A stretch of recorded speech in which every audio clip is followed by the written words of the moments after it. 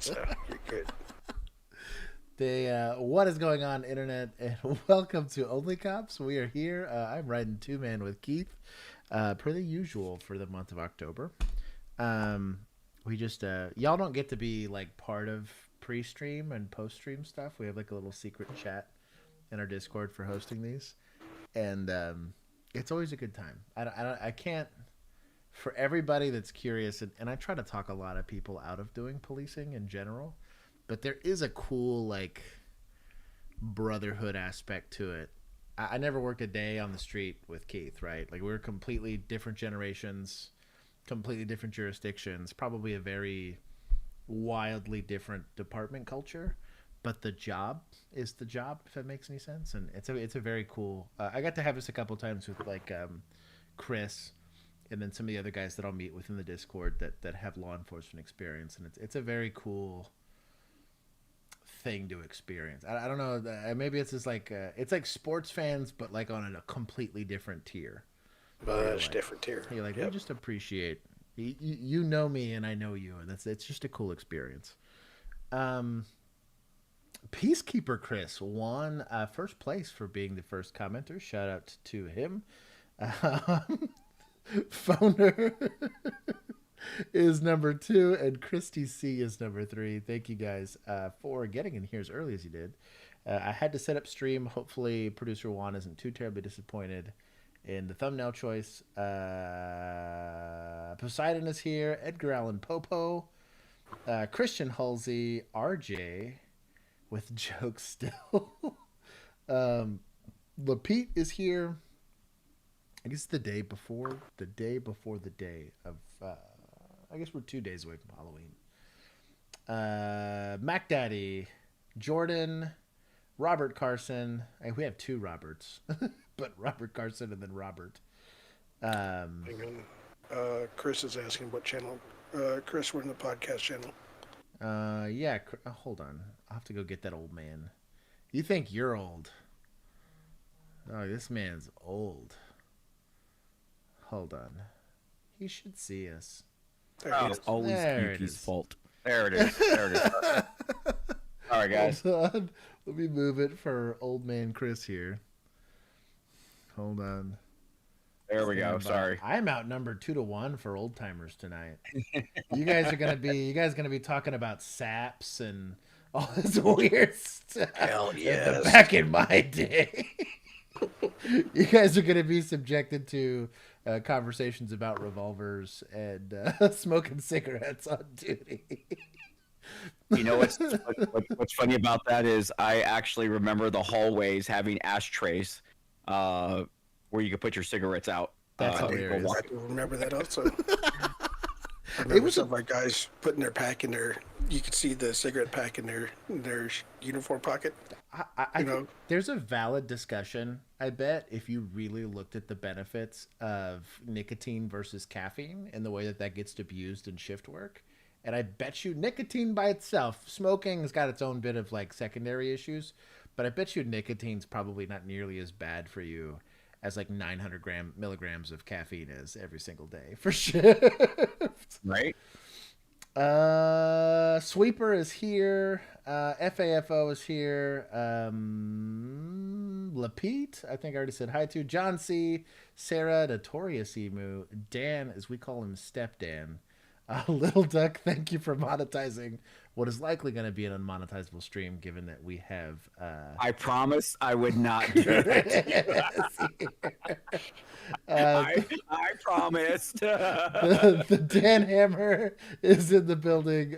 We do have. It's been a hot minute. You've been out for stuff, and I'm sure your schedule's gotten weird. Chris used to be like weekly here. If you guys are back from the glory days of when it would be Ready or Not on Tuesdays, which was always just a wild time. It was that and 0 Hour. I think I remember just being absolutely kind of a shit basket of a game for us. And it's still it. Then there was pre-Chief Chris that had to be a little more careful about what he said. Then post-Chief Chris that like initially started off really well, and then it just like slowly devolved into Chris being now Dave Chris. look at I'm sporting my OC wear. Oh, your camera's gone. Oh, what? You touched something. I touched them. There we go. Hold on. There we go. Oh, look at he's repping the gear. Also, can you pull? Do you still have the Pokemon card back there? Can you pull it? I do. Dude, this was a good time. This comes from Chris. Were you around for this? Keith, were you around for when we got him this Pokemon card? This is a good time. I don't remember where the hell we found this thing. But it's cool. But I remember when Shadow passed, we found it, and the group, me, Juan, and Bill got together. It was a good time. Which I didn't share with you guys is that actually comes with a metal card, with it. So a metal card came with. Yes, so it came with the metal card, cool. And the size. It's actually the true card size of a Pokemon card. What we did is we actually have his ashes in a box with our other dog, so that card is right next to his box. That's rad. Yep, I'll take a picture of it and send it to you. It's up there with on our bookshelf with our other dogs. I need this in my life. That's incredible. Yeah. I did not know that. I learned something today. Look at that. It's so cool that we actually had to put it up there, and it's just and you know what though, what I gotta say I love about it most was it's from the friendships, like the other day someone was asking me why I still stream, and we're obviously not streaming to make money because we're not making any money. But it's the communities that we established, and it's the camaraderie and the friendships. And I was listening to, I was listening while I was trying to find the podcast channel. I was listening to what you were talking about, and it's just like, you have these friendships that you make, and even though, we're across state lines and stuff like that, the camaraderie and just the respect and everything's still there. But yeah, that's dear to my heart. That's why that will always be in back of my stream. Yeah. It's never going to not go anywhere. We have interesting questions. So Dan HRT, he's from across the pond. He says, what wood was the old service batons made of? Just curious. I'm sure you and Keith have an idea. Yeah. Okay. So here's the thing on that question for me at least. Pine? So Keith says pine. Yeah. The original one was pine. However, in the late 90s, we went to diamond wood because diamond wood was guaranteed to break bone before it broke. What? So, yes. Wait, was that a California thing, or was that?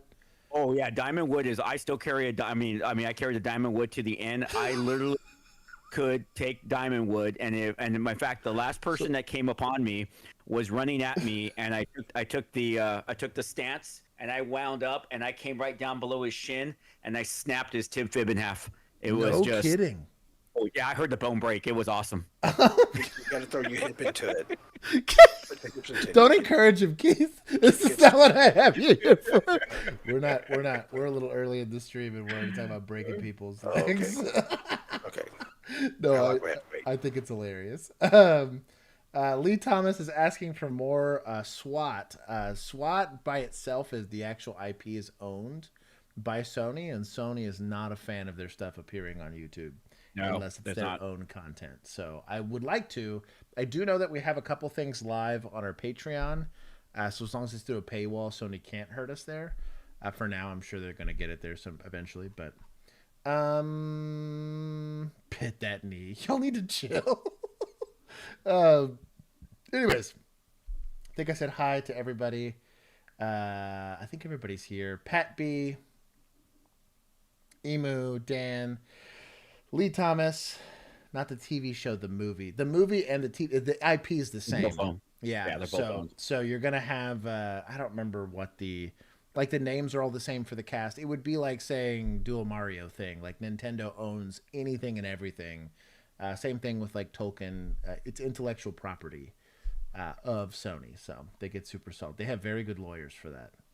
I think I said it, everybody. Okay, so we're doing Halloween stuff. We're going to get police adjacent or actual just body cam periodically. I want to thank the vigilantes for providing, none of this is real, YouTube, chill, providing us with all of this guy. I have a bunch of tabs. We'll see how many of these things we can get through, and I will be doing a Phasmophobia after party for you guys to be in the season. Cops have been called 3 times due to this display. This is... What awesome. A bloody mess. A human head crushed by a large safe. And the dude on the roof has a machete through his head.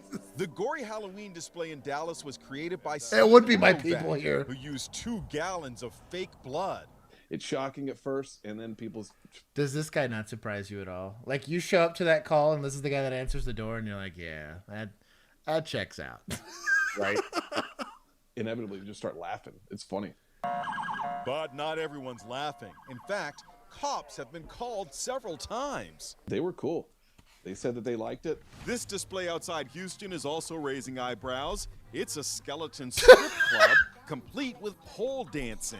Angela Nava is defying an order from her homeowners association to take it down. We just decided if this brings a little bit of joy and a little bit of a smile to someone, then we're doing everything right.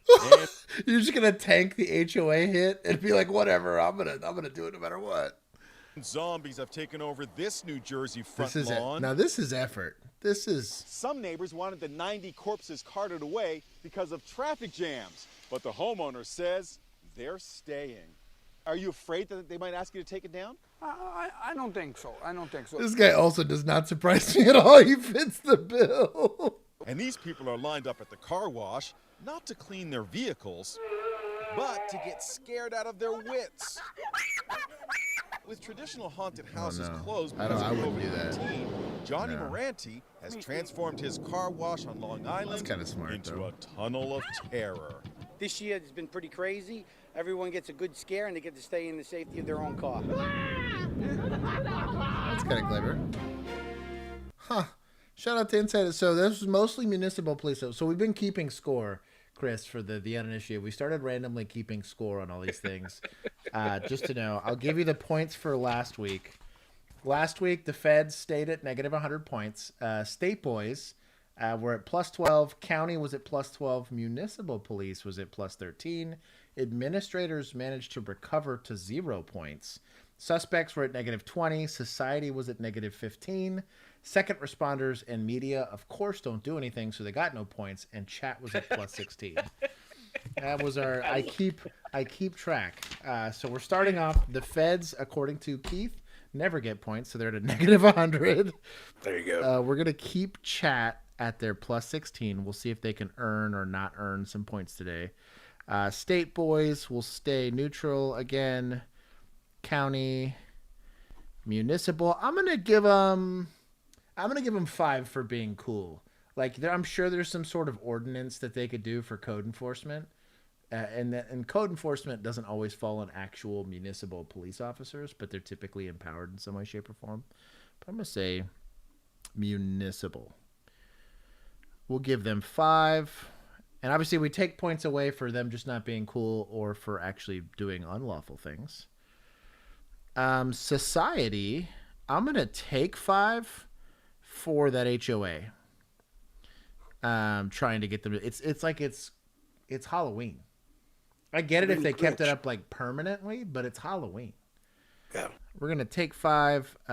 Media doesn't get anything. Second responders were not present, so they don't get anything. And then I think I got everything. Suspects is what I need. Suspects. Okay. We're going to continue. Volusia. This is County Boys. 911, what is the address of your emergency? Yeah, I would like to order a pizza. Oh my God. Okay. Are you aware you're calling 911? We received a 911 call into our communication center. The person calling in was a female, and she ordered a pizza. Our communications folks asked her if she realized she had called 911, and she said yes. Yes, I'm sure I'm calling to that number. Trying to get a pizza. I've heard of this BS before. Okay, got my location, please. You don't know your location? No, basically no. I'm stuck in here. It won't take me back home. Our communications folks were able to triangulate her phone because she couldn't give us the address what she was because she was in a field in Pearson. Okay, trying to get pizza, pepperoni extra cheese. Okay. That's SWAT, right? I need pepperoni with extra cheese. Yes. How many people are there? Tell me. Just me and him. you have any weapons? No. She was able to tell us that she was being held by one person and that he was not armed. Using those coordinates, deputies were dispatched. Now think of Pearson, all of those acres and acres and acres of ferneries. You know his name? I don't know. It's a Tinder date, dog. Of course you don't know his What's your name? Come on now. I would like to order extra cheese pizza. Okay. Are you hurt? Yes. Just stay on the line with me, okay? I'm gonna get help out there to you. All right. Oh, we got an apprehension. Let's go. They discovered a male on top of a screaming female. Hey. He's trying to rape me. Can you Get off her now. help me? Get off her now. Give us a channel. Thank God! Thank God! Don't you f***ing move. Don't you f***ing move. Come here, dude. Come here. Are you good? Where's that Diamondwood or whatever the hell it was? Diamondwood. I'm thinking I would have taken the long shot and blown his fucking brains out. That's what I'm thinking. That one right there, woman screaming. I don't quite know if he's armed or not. Crush her windpipe. It's kind of dark and. Oh, dude, I could write that one all day long. Also, I'm gonna skip forward a little bit here. Screams coming from our victim. It makes the hair. Okay. So county, I'm only gonna give +2 due to the lack of force. For like, should have been. So what's interesting about this, Josh, and maybe we can clarify the community, is that for some reason there is a wives' tale out there that if you need help, call 911 and say order a pizza, because police dispatchers have been trained to, that's the code. And what they don't know is that's not true. That I don't even know where that fallacy came from. I could see a police agency or maybe a certain area having that, but it's not something that this is it's not utilized across the United States. It's kind of like that. Have you seen those videos where they show kids doing this bullshit? Oh yeah, you know, there's some sort of, and I'm like, I don't know what any of that means. Like, I mean, I'm gonna check, but you should probably articulate that. You have a thing attached to you to do like I'm 10-4 or code 4 or whatever. Yeah. Oh, I'm sorry, producer Juan. You promised not to do monetized. We're 2 videos in. You know what's frustrating is, and Josh, did you feel it? It was. I was there. I was there for a second. I wanted someone's. So yeah, I was actually. And I'll give the guys on scene, the deputies here, a little bit. They probably don't know like how legitimate or illegitimate any of this stuff is, right? And you'll typically have them. This is very common in the age of body cams. We're getting a much more realistic look at what, because we'll feel in like the first person when you're there, it doesn't always play out the way you thought it did, because there's part of this of like you having to psychologically wrap your head around what's going on or whatever. But there was like that first couple of seconds of them kind of looking, hearing, figuring it out. And then once your brain processed it, the deputy went and handled up, which I'm okay with. However, we get the armchair quarterback this a bit. Once we knew, we're all like, I mean, like,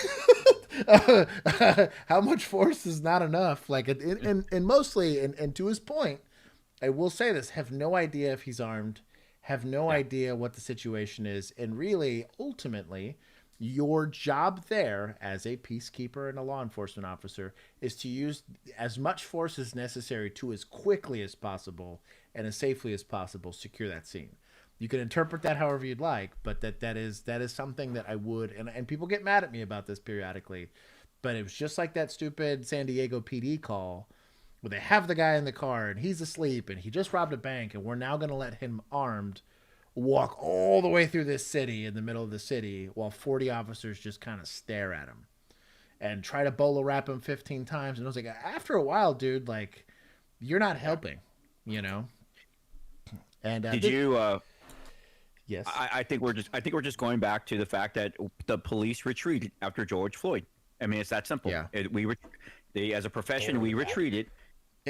And I think part of that too is I think city managers likely got more involved in the policymaking part of it. I think a lot of attorneys got involved in the policymaking portion of this. You could see this with the safe wrap like stuff, and like literally the way it's showed as well, you don't restrict breathing. And I'm like, well, if I'm getting assaultively resisted, what is their obligation to not restrict my breathing? You know, what's there? Is there like a whole review board that goes into suspect use of force? You would think so, but I was like, no.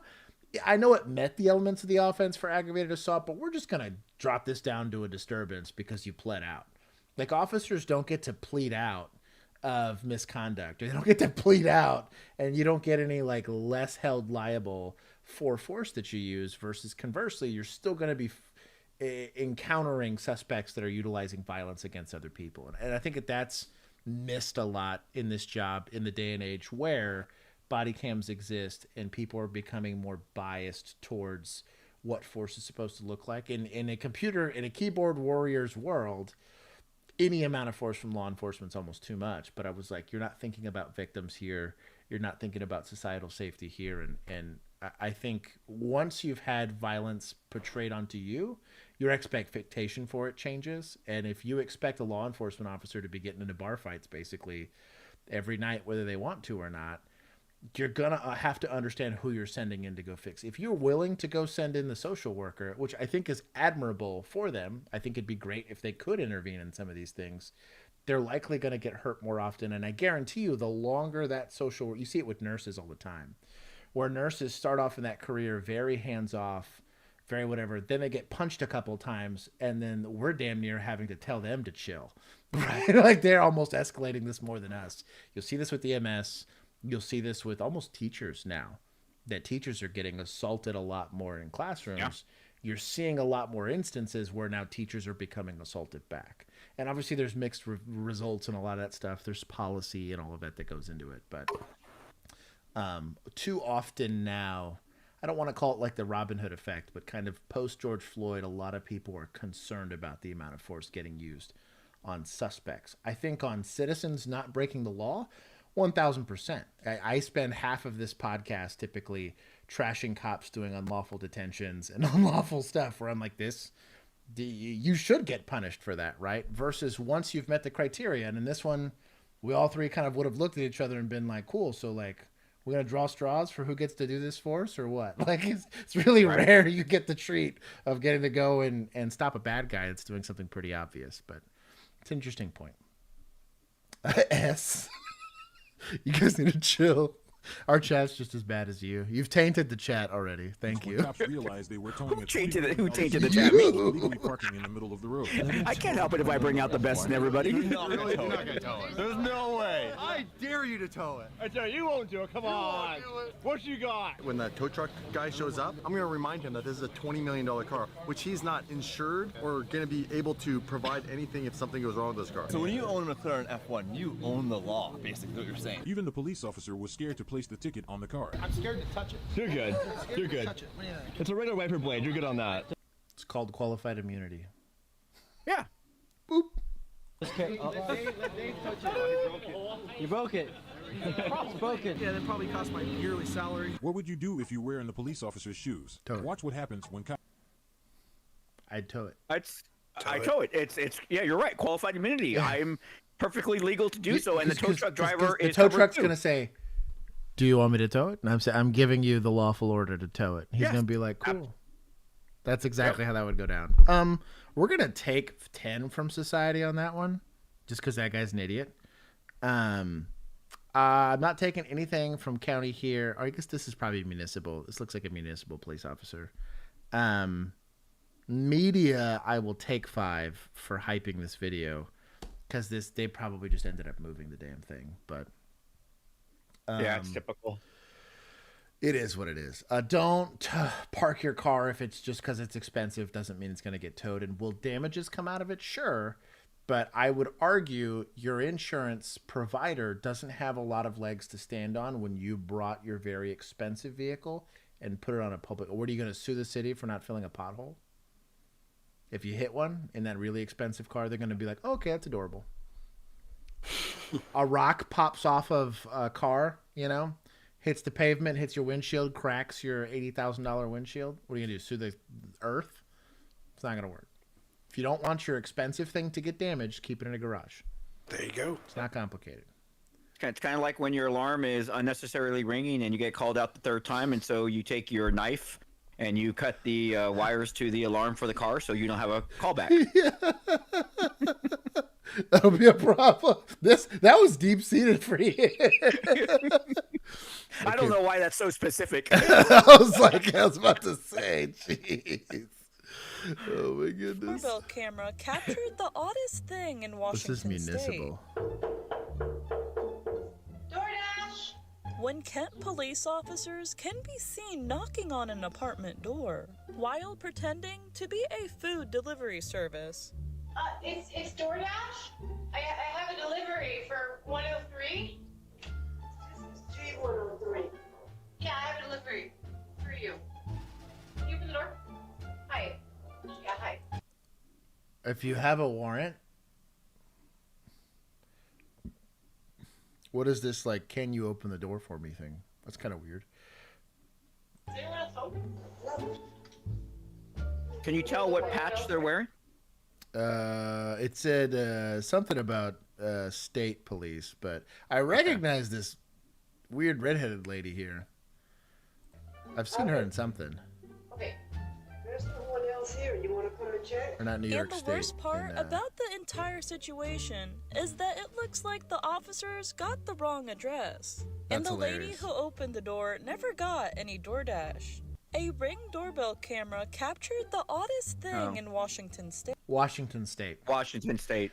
We're gonna take 5 from municipals here for getting the wrong address. That is not complicated. They are down to 0.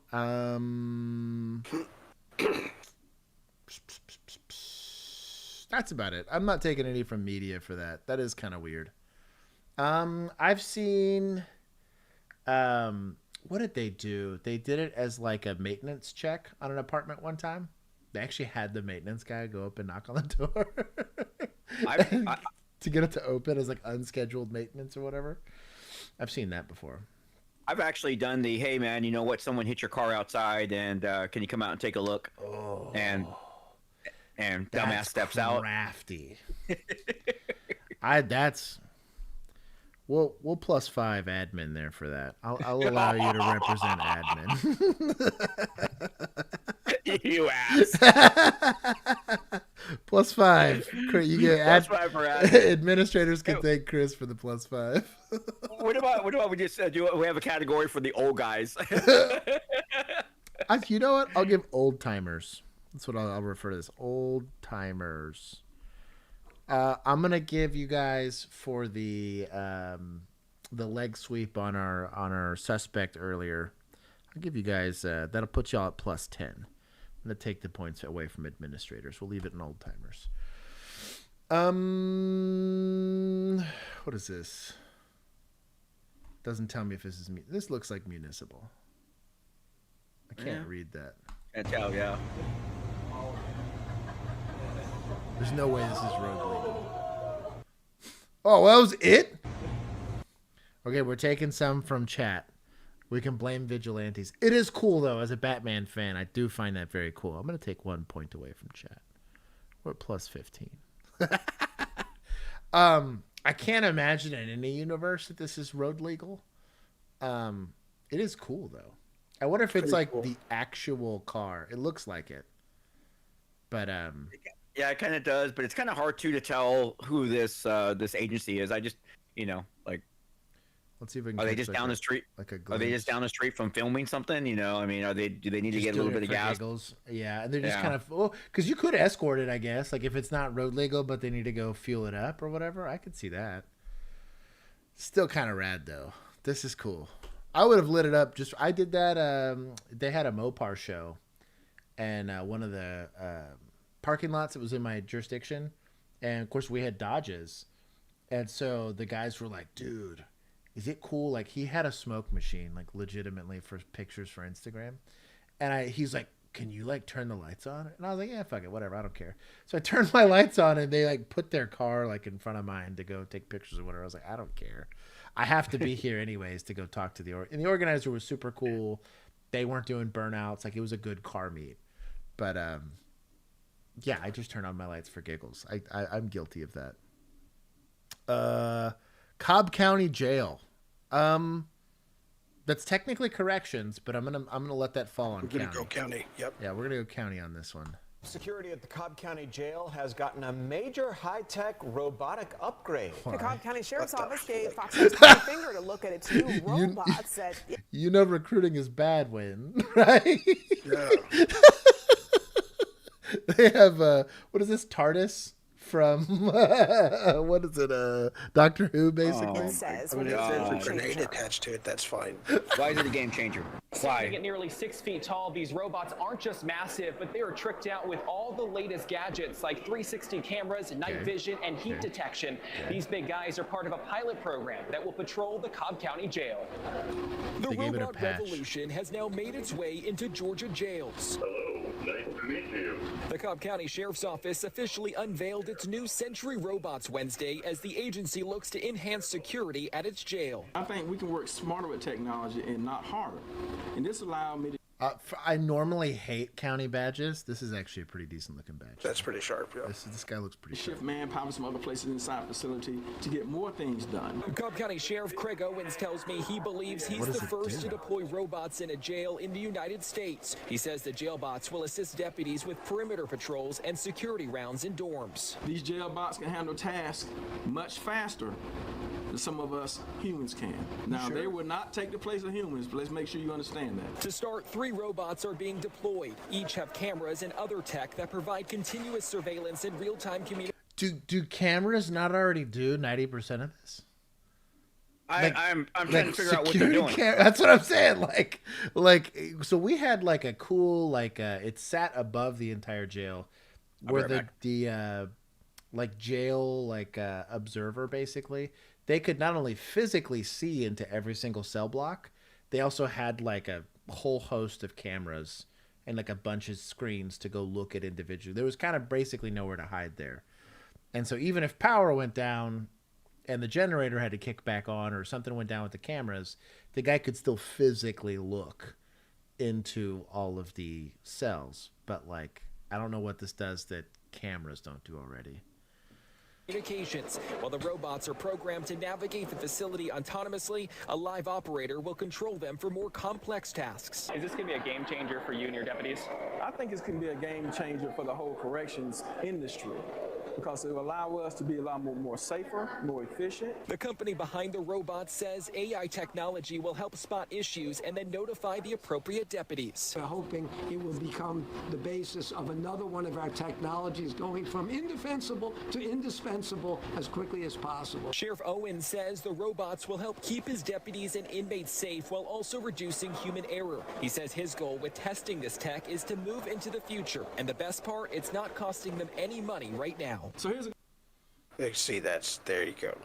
So I guess I bet you they're getting paid to allow the robot to go do rounds so that they can get tests done and evaluations done on the side. It's kind of weird. I used to I had companies that come and we would evaluate. This is as dumb as that app that they have in California, where if you're pulling a person over, you get on the app they get on an app and then they start talking with the officer, so that way they feel safer before the officer walks up to the car door. That's a thing? Yes. Okay. God bless you, dog. I don't know that I can work. I mean, I was a beat cop in 2020, but I didn't have it that bad. Let's say I'm gonna take just one. It's a stupid idea, but at least they're not paying for it. I will commend them for at least not wasting taxpayer dollars for it. We're going to take one from county. You know what? But I will take 5 from administrators. Let's do that. I know. Yeah. Take that 5 back. add 2 more to admin. Hey, you 78 people that are currently watching this stream, like the stream. There's only 12 thumbs up. Now there's 13 thumbs up. I expect to see 70 plus likes. Okay, what are we being stingy on likes? I mean, what the hell? Stingy on likes. Oh, come on. Hey, by the way, this podcast is being brought to you by Cheez-Its original flavor. You're doing the reverse of demonetizing me, and it's not any better.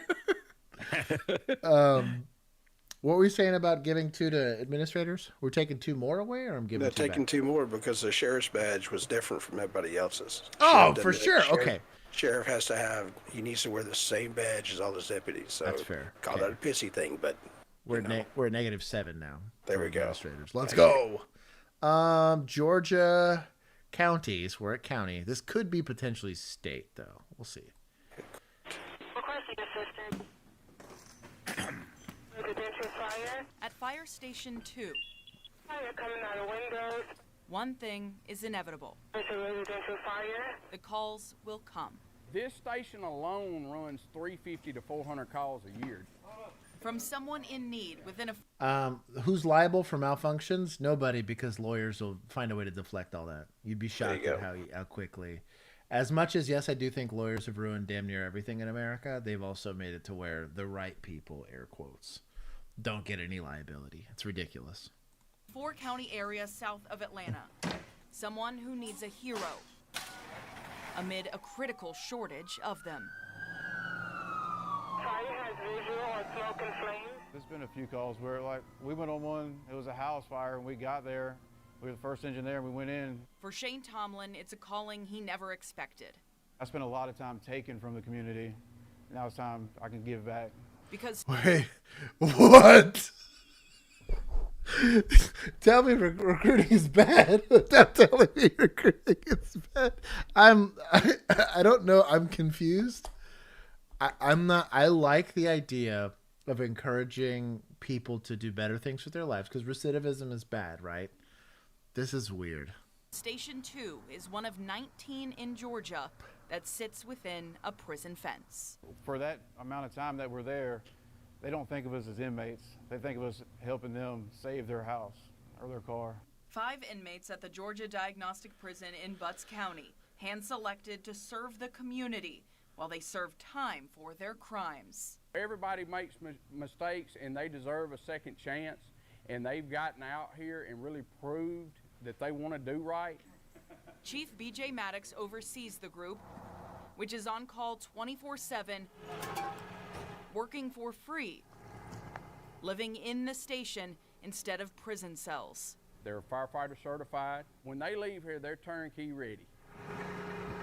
A centuries-old law banning recent felons from being firefighters recently changed in Georgia, allowing these inmates a chance to be hired outside prison once they've served their time inside.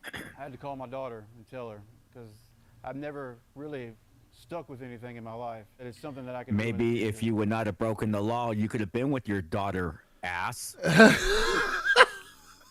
He's serving his time. I think you're stuck with those burglaries. So firefighting, I tend to get a lot of shit to firefighters. However, it is a hard job. Okay, you know what? We don't have to placate to the firefighters. No. What I'm getting at is that these guys are working very long shifts, right? They still have to be available. This is emergency essential services. You got places like in California where, you know, God likes them a little less, so that state goes up in flames every once in a while. But like, it's a critical service, right? A lot of times, I don't think this is the case here. They'll also lump EMS and fire. Like here, we have a lot of dual certified people that there's very few structure fires here in Texas, so we tend to just the majority of their calls are medical ones. I think it's cool that they're finding a use, right, for people that are just kind of sitting there, and there's people that qualify. I'm sure it's very hard to qualify. They probably have to pre-pass all the tests and all that stuff. I think it says more about how they're treating emergency services that they had to make this change, because this is chronic, shorthanded. You couldn't even get people to volunteer to be firefighters, so you're having to get inmates to volunteer to do it. Like that's kind of, I think that says more about maybe how poorly these things are run or how poorly this is being facilitated. Like you get people that volunteer to be like in the Army Reserve. And so I guess that's my complaint. This is kind of weird. I think it's a cool puff piece, but I think that says more about the fact that they can't recruit even volunteers to do this at a part-time job. It's weird to me. So to give you some statistics, Josh, well, So first of all, 80% of the firefighters in the United States are volunteer or on call. It is only the large, like Texas, California, New York, some of the places on the East Coast where you actually have, it's a career where you can actually make, you get paid the salary. But over 80%, like I said, are still volunteer. There you go. In California, we have a similar program, but they're only allowed to work brush fires. They're not allowed to be any type of structure fires. They're the inmates. They just handle the brush fires, and they're on brush crews. And we actually had a law too where they could not get a job, with the felony, and then they changed all that type of stuff. But they're still not going to pass a background because you still have to show that you made some. Yeah. So it's all fluff, that's all fluff. Well, we're going to change the law so these guys can get jobs. But in reality, the agencies are not going to hire them because they're felons. Yeah. So we're going to take 5 from administrators for this one. I'm doing some math here. It's going to put them at -12. I will go ahead and give +1 to suspects here for doing something productive. How about that? These guys would have to do a lot to probably qualify for something like that. But if it meant getting to stay in the bunkhouse and not in prison, I would take that all day long. That's a pretty easy sell, especially if that's like they're there for like a long time. Nashville, Tennessee. This is police. Let's go. Let's see what we got here. Oh yeah, let's do this. So this is municipals, as chat likes to call them. Wink 3 times, Josh.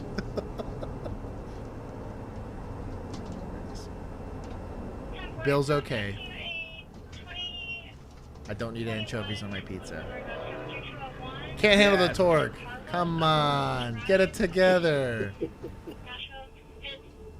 This is maybe a V8. I don't even think that's like the SRT package or anything. No. It's got an exhaust at least. Oh, he is not.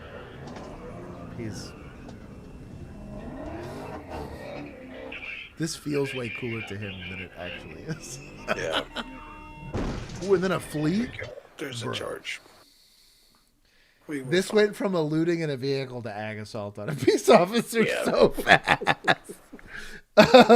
Lapete's asking for -20 for suspects. I'm at -10 so far.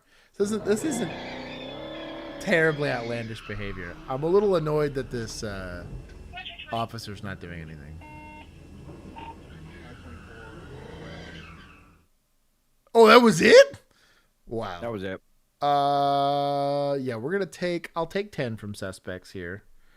They were doing so well. We're at -9. I'm gonna take 5 from municipals for just not once they hit your car, dog. I get following, and they might have a different pursuit policy. I didn't have a pit policy. We couldn't pit where I was at. But the second they struck my car, we're chasing this car, right? And if I'm already in the fleet, pit the car. I don't care if it's against policy. My car's already damaged. I can now go. And will you likely see paperwork for that? Probably, but it's better than shooting at them. I'd tell administrators I always use my car or use my gun. That's the only choices I got. I think the car was a bit more This is the difference between officers who use pool cars as opposed to having an issued car. Ooh, I didn't think if somebody had done that to my issued car, yeah, I'd be out the door with a shotgun probably. Yeah, that's probably true. Yeah, because we had pool cars, so we just had a whole fleet. Car. Yeah, yep. We had a whole fleet of cigarettes. Cars. Yep. This is State Boys. I will allow it. Oh, you can allow it. Okay. I just realized that Deleg was muted on my end. The what? Keith was muted on my end. Oh, Keith, you haven't heard Keith at all this whole time? No, I haven't heard Keith. I've probably been talking, talking all over him. I'm sorry, Keith. Man, you were muted on my end. I'm like, all of a sudden, I just realized you were talking to someone, Josh. And I'm like, who's he talking to? Wow. I'm like, wait a minute. Well, Chris, you're in for a treat here. Sorry, brother. You get to enjoy our theme song for State. Here we go. Yep. State boys on the highway. They stopping everything. Hopefully we'll find this channel. We found this channel that's 2 months ago now. Eddie, this guy not only does this entire show, he made the theme song for it. And the show's actually not bad. Like he goes through and breaks the whole thing down, and we're tickled to death. So chat always wants blood every time it's state agencies that we're talking about. They play the State Boys theme song for them. New at 6, a new way to ride for Pennsylvania State Police. Yeah, they say new SUVs will help troopers better serve and protect the public. Krista Rose giving us a look tonight. They did this at my old New department. patrol cars are I wonder about if to the roll arguments out are the same. across Pennsylvania for the Pennsylvania State Police. And these new They're going to say they're more visible and maintenance is cheaper, allegedly. That's what they're going to cars say. are apparently going to be bigger and better than vehicles. Well, they carry in the more past. stuff. The Pennsylvania State Police fleet of vehicles is vast, with some 1,500 marked and unmarked cars and SUVs. Most of those SUVs are either Dodge Durangos. I'm at -1. These are hideous. These are not good-looking cars. I should be at -1 so far. Ford Police Interceptors. And while those vehicles aren't going anywhere for now, older SUVs that have traveled well over 100,000 miles in the line of duty are going to be replaced with new Chevy Tahoes like the one you see here. Trooper Steve Lamani of Troop A in Greensburg says that these vehicles were chosen by the department for their speed, being able to reach 134 miles per hour, their durability in carrying heavy equipment, and for the strength of their engine. While Do you see this rim here? This thing ain't even left a lot, and it's already tore up here. Yeah. Or that, or they just like swap the rims all the time. Like this rim's been in service for like 180,000 miles or something. while idling. My favorite feature is that we should be able to actually buckle our seatbelts comfortably, because there's not a lot of room in most vehicles, and when you have a gun belt on and you're trying to, it's something as benign as putting your seatbelt on, but man, if you're a right-hander, your handgun is sitting right there where that seatbelt is, and it might not turn your seem like a badge big in. deal to- You know what? I'm gonna take 5 from that, just that comment alone. I am. I think I only if my car is on and I'm in it, let's say an average of 8 hours, because there was a lot of time you spent out of the car, but a vast majority of my time was spent in the car. I think my seatbelt was on for like 10% of that, maybe. Yeah, it was. Where's this badge at? Oh, that's weird. To the average person out there, but you're kind of like wrestling around with that where is little this latching badge? mechanism to try and make sure you're comfortable. Trooper Lamani also said that 160 marked units, along with 60 unmarked units, will be rolling out across the And Commonwealth have in these the next been few pursuit weeks. tested? Used Are they rollover certified, or anti? Because the Ford Explorer that it's built on the chassis of the Ford Taurus is almost impossible to roll over. I will say so. Our DWI units went out and actually did our testing when we went to Tahoes. Oh, okay. And they said that they couldn't flip. They tried to flip them, and that they said Okay. that they couldn't. And they got the pursuit package V8s in the Chargers, Okay. so they were like the least enthusiastic about the move. But apparently they're not. They won't flip. I can say that for sure. All right, that's cool. Yeah, I got the 20. I drove all the way up to like I think a 2021. So It's often that a vehicle. This is literally weird. just I'm goes out glad off you the pointed shifts, out the especially when badge it's new. thing. People want to be in the newer vehicles, so There's it not gets even done like working. It's day shift. like normally there's like pre-sewn holes like to put the badge in, and even that's not there. Yeah, I mean, I don't see anything like that. The afternoon guy literally swapping the keys with the guy that was just driving it before him, and then the guy or girl that's working the midnight shift is grabbing the keys off that person. So it's nothing for a car to literally run cycles where it's getting filled up 2 or 3 times a day. Again, the first of these Tahoes is going to be hitting the roads in Bedford County, and then they'll be making their way to roads and I'm just taking 6 from State Boys just for talking about seatbelts. I was totally a policy thing. Like Edmund, we're like, you need to talk about putting your seatbelt on and how much easier it is to put your seatbelt on. Like, are we dumb? Is that a dumb thing, Keith? I'm in 100%. Okay. So, okay, Chris probably knows these. Some of our cars had those risers.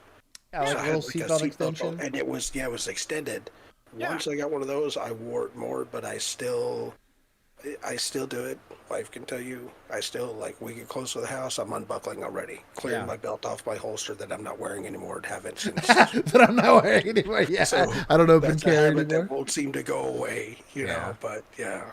That's funny. So yeah, I started wearing it a little more often once I got that extender. Yeah, as a civilian, I wear it every time I turn my car on, but I'm typically taking it off before I park. I still do that every once in a while. Yeah. But see, my goal was to challenge death. That's why I wore a white T-shirt. Didn't wear my seatbelt. Didn't wear a vest. he goes. Didn't wear a vest. I kept my radio on my belt in case I had to take the extra step. I wanted to get into all my shootings one-handed, right? You can't do police work with one hand. You don't deserve. I will. I remember. I never once stopped anybody for like texting and driving. I always had some other reason to pull them over. But I was like, I have started a report while driving. 100%. Yeah. 100%. I have been punching in someone's like information while I'm starting.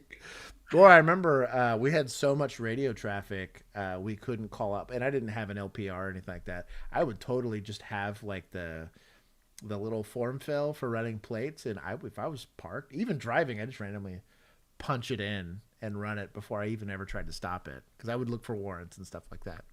LPRs do make life a lot easier, but yeah, that's not even one-handed. That's one-handed and like looking off to see what I'm doing while driving the car. But it's why I didn't stop for it. I was a principled person. Police officer Ryan Christian has gone viral on social media for being the coolest cop in America, because when he comes across kids skateboarding in rough neighborhoods, he loves to give them skateboards rather than tickets. Do a kickflip. Hey, first try. Come grab a board. Going to 8-0 or 8-5? 8. Damn, dude. Yeah, bro. Appreciate that, man. Hey, you having a good day. Gloves. Kids riding skateboards. You just got some meth. Something. On his hands. I had a couple of things that are probably on a young man's hands. But... Sure. Yeah, I'm sure that's not the only thing. Municipal, I'll give him one.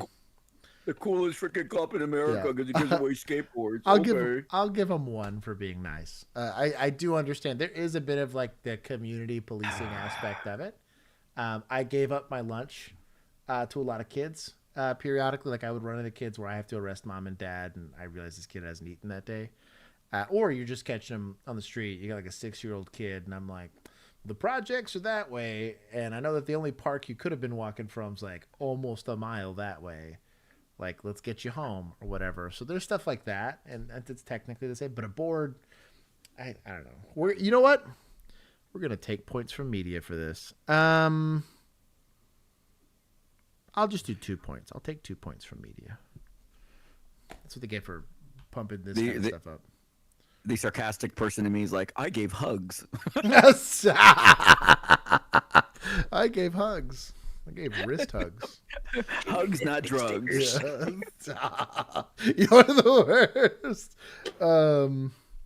Let's see. Cleveland, the city of Cleveland. I'm assuming this is going to be... Oh, this is probably going to be one of those deputy police or county police things. We've been running. Oh yeah, that's a weird thing. It's a county police department, so it's like municipal and county just pull their resources together. It's weird. They're swarming us, man. Cleveland, paralyzed by a violent citywide takeover. Somebody failed that city, and it's not the police department. 1 week later. If a takedown's allowed to happen, it is. Yep. Your fault. That is a you problem. The electrician, the guy working at the water station to keep our water clean can't do anything about street takeovers. The fire department can't do it. The, code enforcement, this is a you problem. A massive crackdown. Watch out, there's more coming that way. In Columbus. Cars that have spikes. This is Ohio, that to be fair. Nabbing nearly 200 people in one night. We're going out of our way really to send a message. Okay, so how did Columbus do it? News 5 investigator Tara Morgan. They did their job? She's been covering.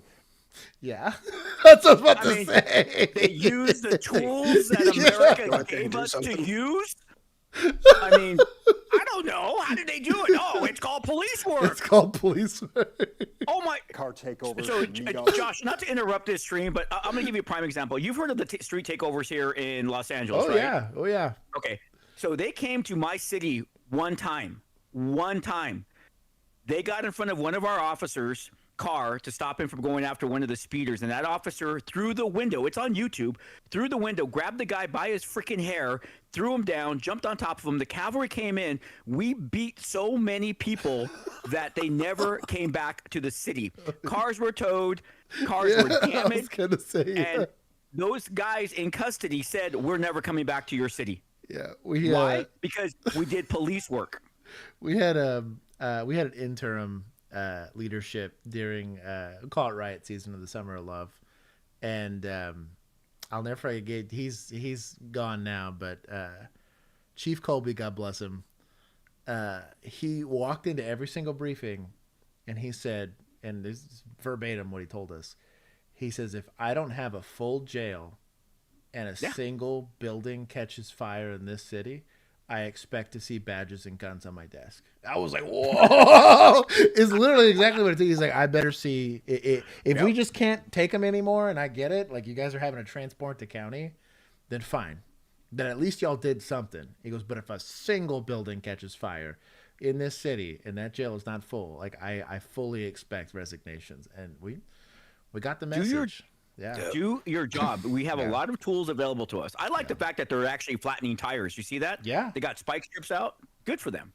Dude, I'd like, and really, like, the reason we get kind of, especially specifically with street takeovers, kids skateboarding in a park is one thing, right? Or you'll get kids that are having like a loud house party.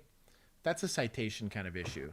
But when you're talking about blocking major infrastructure because these people trying to go home, a lot of times too, what sucks about these situations is you'll have bad actors within them that are over there breaking people's windshields that are like uninvolved. Like these people are just trying to go home. They'll block it. These people try to get around, or they'll try to exit. They'll start stabbing people's tires. And in the same way that like I have beef when I see officers that are making unjustified stops or doing like POP kind of policing, right? Like I'm more pissed off about this because you should. That is your literal function in life, is to prevent stuff like this from happening, because the city is paying you to do so. Sometimes it looks rough. Sometimes it might ruffle some feathers, but the taxpayers should fully expect for you to step in and do that. Now, conversely, like what we said earlier, is I definitely believe that there's a lot more fear of liability, especially at the individual officer level, because you also will see guys hang for doing the right thing at the right time or whatever, but the media tends to portray it in a certain way, and then like city management gets like very, oh, that's not policy. So I get both sides of the fence, but I'm with y'all in being upset. I was like, this is kind of your job. This is actually exactly what you signed up for. I'm still pissed about that. Was that Michigan trooper last week? Yeah, we watched him. Dude, pitted a wrong way driver. Run against traffic. Pitted a wrong way driver, and then took like a 30-day lick. 30-day unpaid 30 days suspension for stopping a guy driving the wrong way, and he shut him down. You know, so Josh, we and Keith, you'll love this one. So I actually we were talking about these one-way drivers, right? And I told my guys, you have authority to stop it. And that night, we had a one-way driver jump on the freeway, and the officer T-boned him and took him out, so he couldn't hurt anybody. And we gave that guy an award. And I was thinking that guy a medal. Yeah. Yeah. When management came and asked him, like, why did you do that? He's like, well, my lieutenant said that we're to stop these from happening, blah, blah, blah, blah, blah. And I was the lieutenant. Yeah. He said, well, see, what had happened was the lieutenant said. But you like that, right? But I'll say that. But that's good leadership. Because I at the same time, and Chris has heard this story multiple times, I have been on my way to a shooting in progress, knowing full well the likelihood that one of us gets shot is very, very high, right? They don't like the police. There's a shooting in progress in a very heavily populated area. I'm about to have to make life-changing decisions. And some jackass gets on the radio and is like, officers will have to articulate their own use of force. You're like, bro, like, if you have nothing productive to say, bitch us out later. But, like, I've had that kind of leadership before. And, like... That's coward leadership. That's what I'm saying, dude. That's coward leadership. I have had that and I remember the third time I heard that, I was trying to move shifts. Because I was like, I can't work under somebody like that. Because, again... You're only saying that because you're trying to absolve yourself of any command presence at that scene. Like, stay at the station. Pretty much. Ride your desk. Like, just don't show up. Yeah. If you're gonna, if you don't want any liability, just don't be there. We'll go handle up and be adults. But like, I used to piss me off. Also, like, wasting radio traffic. Like, we're over here, like, who's there? What direction of travel are we getting? We're asking dispatch for updates because we're going code. Like, we're going, like, code 4. You know, we're going super code to this with 3.5. Yeah, and it's like, yeah, people are, I don't know. For months now here in Cleveland. So what are the big differences Shout out to here Chris. other I'll than give, you arrest? know what? For the old timers. I'm going to give a +5 for the old timers. That's mega based. I would like to have worked for your chief that did that, because my philosophy was a happy jail is a full jail. That was my philosophy to my officers. Oh yeah, those mattresses get cold when there's somebody sleeping. Just you pulled it. That's the full jail's a happy jail. How do we get the floors cleaned? With them sleeping on them. Exactly. I mean, that's how the floors get cleaned. I mean, doesn't get taken out. Nothing. Exactly. The first part is intel. Columbus said they got word of the targets a week in advance. Y'all never where get to be together. Cleveland found out just hours before. Still, Chris is coming to Dallas one day. I know. Oh my god. I'm waiting for that. Y'all gonna be 3 sheets. 2HK45. Yeah. Oh my god, y'all the worst. Chopper the arrest team, that southernmost car back against the tree. We're going to do a takedown there. Casting a wide net Where they're starting to come out. for dozens of dangerous drivers. Dozens. Running across the runways for the airport. First, a warning. Well, that's a lot of police. That everyone is under arrest for criminal trespass. Then, game over. This is Operation Burnout. Police, stop! Police, stop! We knew they were coming. Watch out, watch out! We know these are... Now, I know that seems silly, but theoretically, him yelling that makes all of them knowingly and intentionally evading in a vehicle. Yeah. No, I'm good with that. I'm actually good with the, yes, I'm good with that part. At least they got that down. Like, I was thinking about them. Yeah, I was thinking about it. I was like, you're probably just like have an LPR that's hitting every single one of these, and I was like, you're just writing warrants. You're like evading in a vehicle, evading in a vehicle. That's kind of wild. Oh yeah, we can mail tickets. Yeah, that too. Yeah. Welcome to Columbus. Columbus FOP President Brian Steele says they learned about what was coming right after the chaos in Cleveland. Get me cars up here now! Late on October 5th, Columbus police corralled cars circling a large parking lot near the airport. Couple stragglers going west. They were completely surrounded. If they tried to run, they didn't get far. Drop the keys outside the door now! We had officers 50 feet away. We had officers miles Look at how tore up this parking lot is. Goodness. away. We had a helicopter in, keeping them in sight. You know what though? You better have a freaking DA that's willing to file charges though too. You know what? You could do all the great police work, but if you have a pussy DA, I'm sorry, I can't demonetize you guys. If you have a weak DA, that could be a problem as well. Yeah. So we saw this a lot with vehicle burglaries. That we were catching guys that were just going in, they backpack in hand, glass breaker in the other. They're just running around popping windows, busting stuff. And so we would have to sit up in neighborhoods and you'd have to black out and hide somewhere, or you'd like kind of sit in the middle of all of your like big parking lots and wait, because it would eventually happen where you get, whether it was like a security cam footage or you get a complainant, and immediately you would try to jump on, okay, well, if he's breaking into cars here, let's start sending units to the other places to try to catch this guy. So we're wasting all of this energy and effort. We're getting into the foot chases, and you got guys blowing out ACLs trying to go catch these kids, and they would kick it, or they would reduce the charges or take a plea deal or whatever it was. And I'm like, dude, no bond the guy and take it to court. Like, screw all this bullshit. Like, this is somebody who's going to cost us more time, money, and energy. And yeah, DA's offices can absolutely what also causes this a lot of times. Columbus has one tool. Cleveland doesn't. Get them out, get them out. Stop sticks. When it hits your tires, it'll slowly let the air come out, so you could have a controlled release. Columbus hit him in the wallet, spiking up to 50 cars. You know, it'd be kind of rad too. You need to have like paint ruining pepper ball guns It just has like just something to ruin the paint, like I don't know. Like degrease or something. And just tag every single car that leaves. And you're just like, yep, I'll know who you are. I'll find you. Don't worry.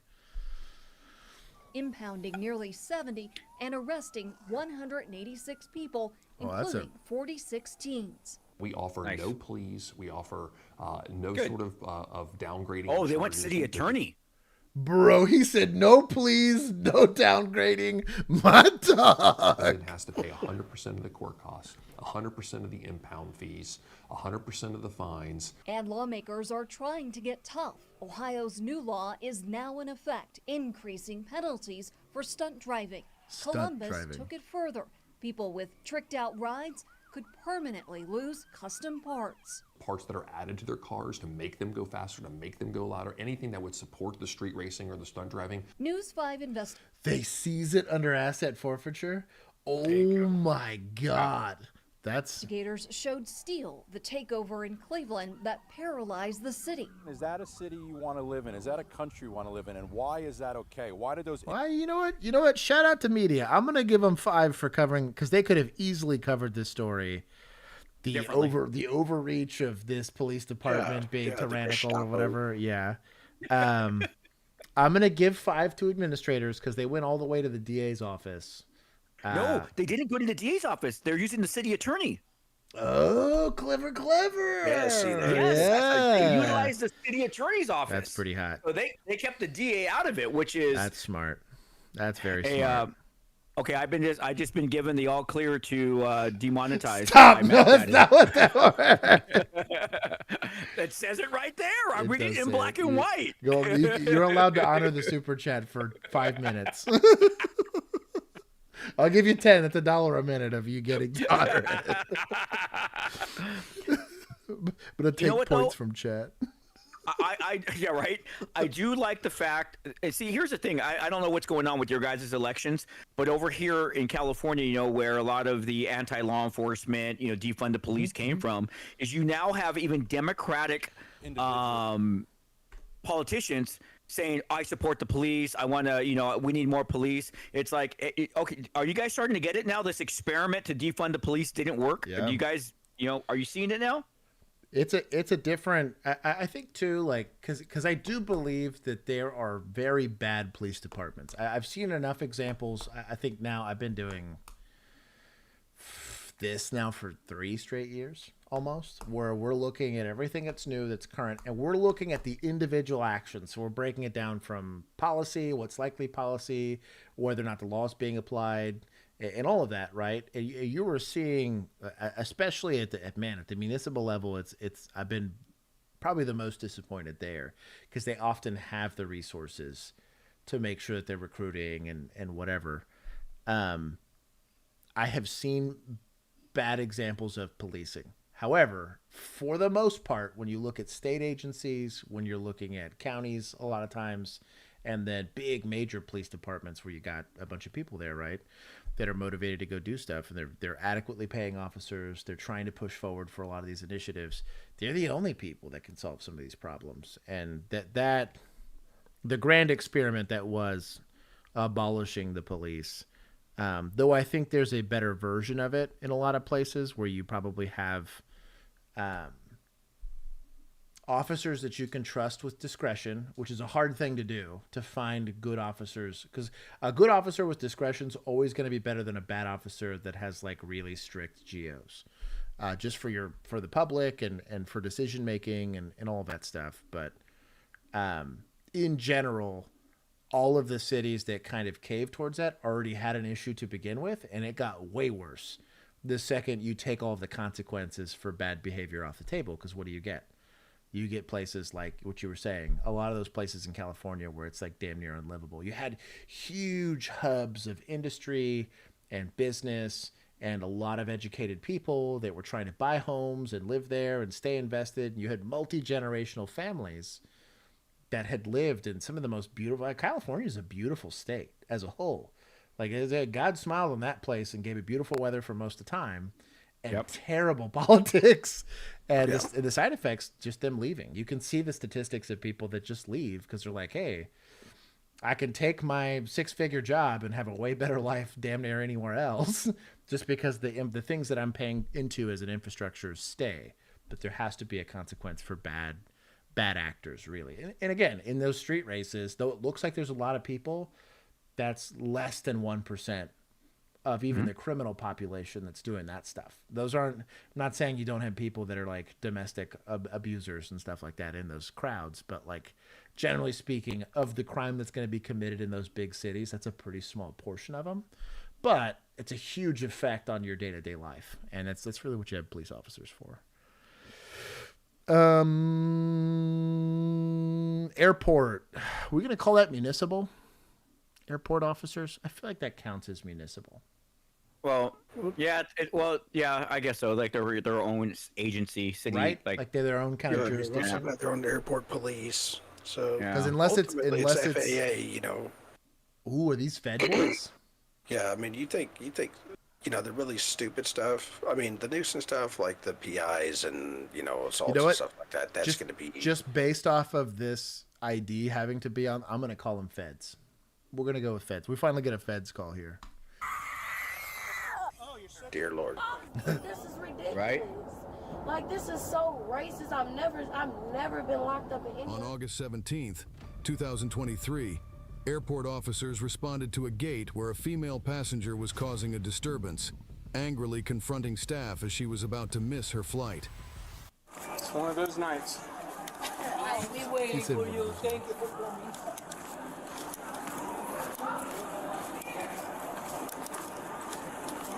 Feds. They're Feds. Everyone's like Feds. Thank you, chat.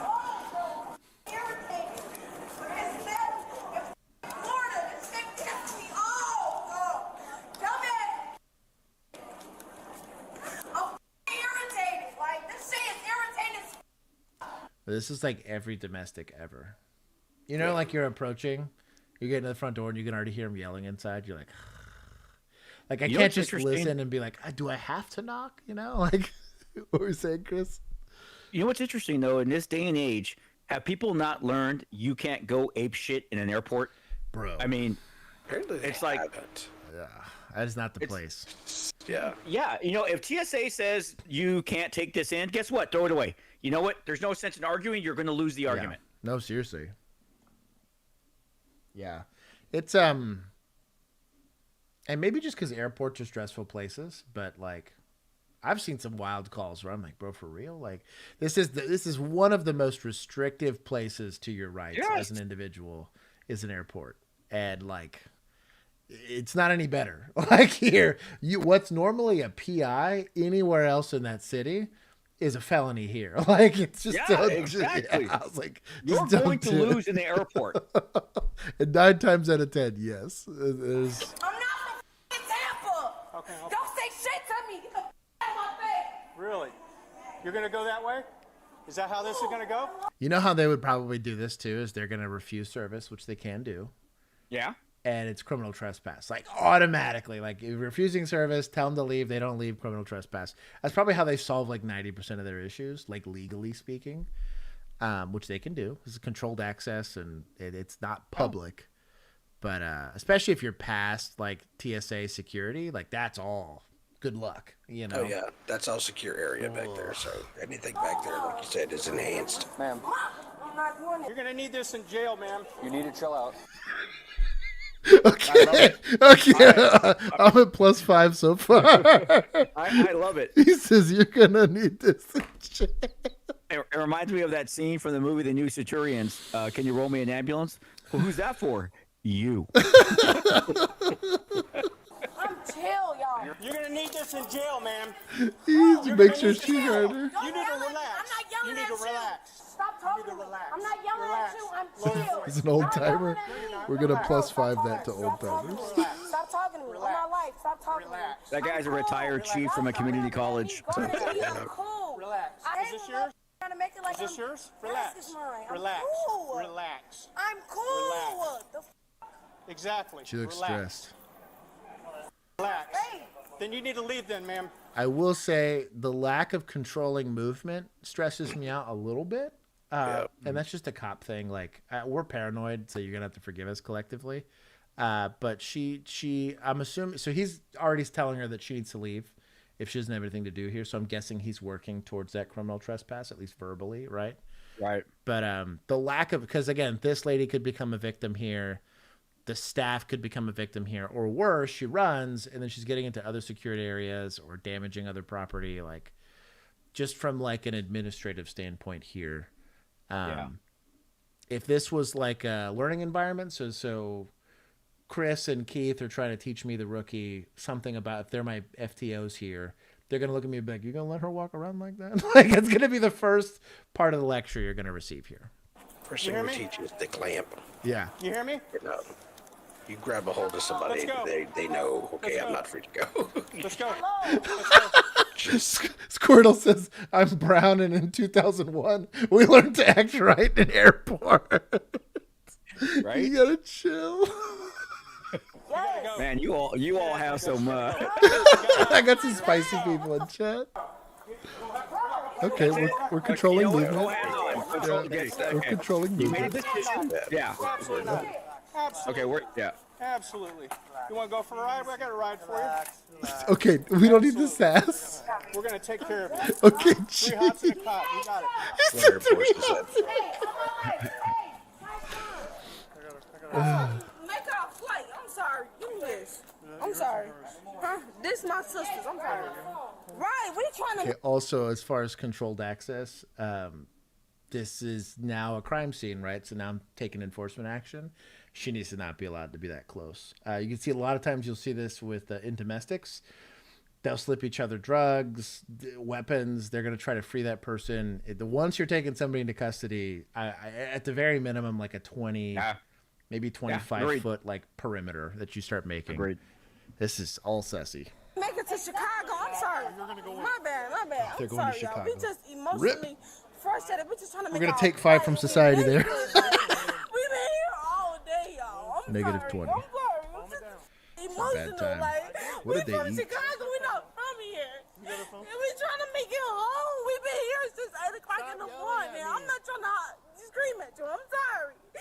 But No, we're not plus 10ing for being salty. I don't give points for attitude. Trying to make it the home. It's at 9:55. We boarded at 10. We boarded at 10, but they still we can't make it, and I feel like we can. So they've been there since 8 in the morning, and their flight didn't leave till 10. How were you late? Like, you know what I mean? Like, they let you sit in the gate for as long as you want once you pass TSA. Yeah, like, that's true. That's weird. Also, shout out to Southwest. Right. Too much. I told my sister. I'm gonna skip through the lecture here. Let's go. But that's not disrespectful. Absolutely. Going on y'all right. Here, let's go over here. That's not a good escort position, but I mean, she's kind of doing it to herself. But she's yeah. She's kind of doing it to herself. Yeah, at least he said it. That's what I'm telling y'all. Damn, let me. Bro, my arm is about to pop out of place. Because you're overly aggressing me. Let's see how long this takes. Confirmation right here, sir. Also, they have wheelchairs. All airports, because they're federally regulated, have to be ADA compliant. Just go get TSA staff to go get you one of those little. They have like those little extra wide wheelchairs. Super easy. Get a luggage cart. Oh, just like a little bellhop kind of thing. Yeah, dude. Just fold her over the top of it, and Man. she can just drag her feet. And You old timers, man. You guys are I'm always serious, full of man. good ideas. Well, okay, hold on. Sometimes filled with good ideas. Sometimes you're not. I love your chat. Greyhound people. Don't encourage them. It's chat. I'm taking. Chat. You got to give chat points for that. Who was it? Who's my fucking phoner? Okay, phoner. I'll give you 5 for that one. That's pretty good. Oh, you got I a good, love it. You got a solid chuckle out of one of us. Oh my god, that's great. Do you want to check place? We are still dealing with lady on the ground. It's a 27-minute video. I'm trying to skip through here. You want to rebook them? First off, they will not be traveling on Southwest. everything's been They canceled. will not be traveling on Southwest. Thank you There very you go. much. Refuse service. Nice Southwest. And then over to Delta. Leave at 8:30. I told her, let's leave at 8:30 because we was 10 minutes away. We would have made it at 8:40. I don't have Uber. I don't have Uber on my phone. I'm dependent on everything. And she acting like a fool. I can't control her. She's showing out. She calling me names in front of all these. So is this a domestic now? Sounds like it. Sounds like we it. Working. This is a domestic. So who shoved who? Were you offended by that content? This too much for me. I'm trying Did to it cause you pain? I have to do hair. I can't do this. We have gone Oh! to. Did you get tased? There's No, no way. it's the. Oh, it's no, the that's shaking the of wheelchair. the little wheelchair. Yeah.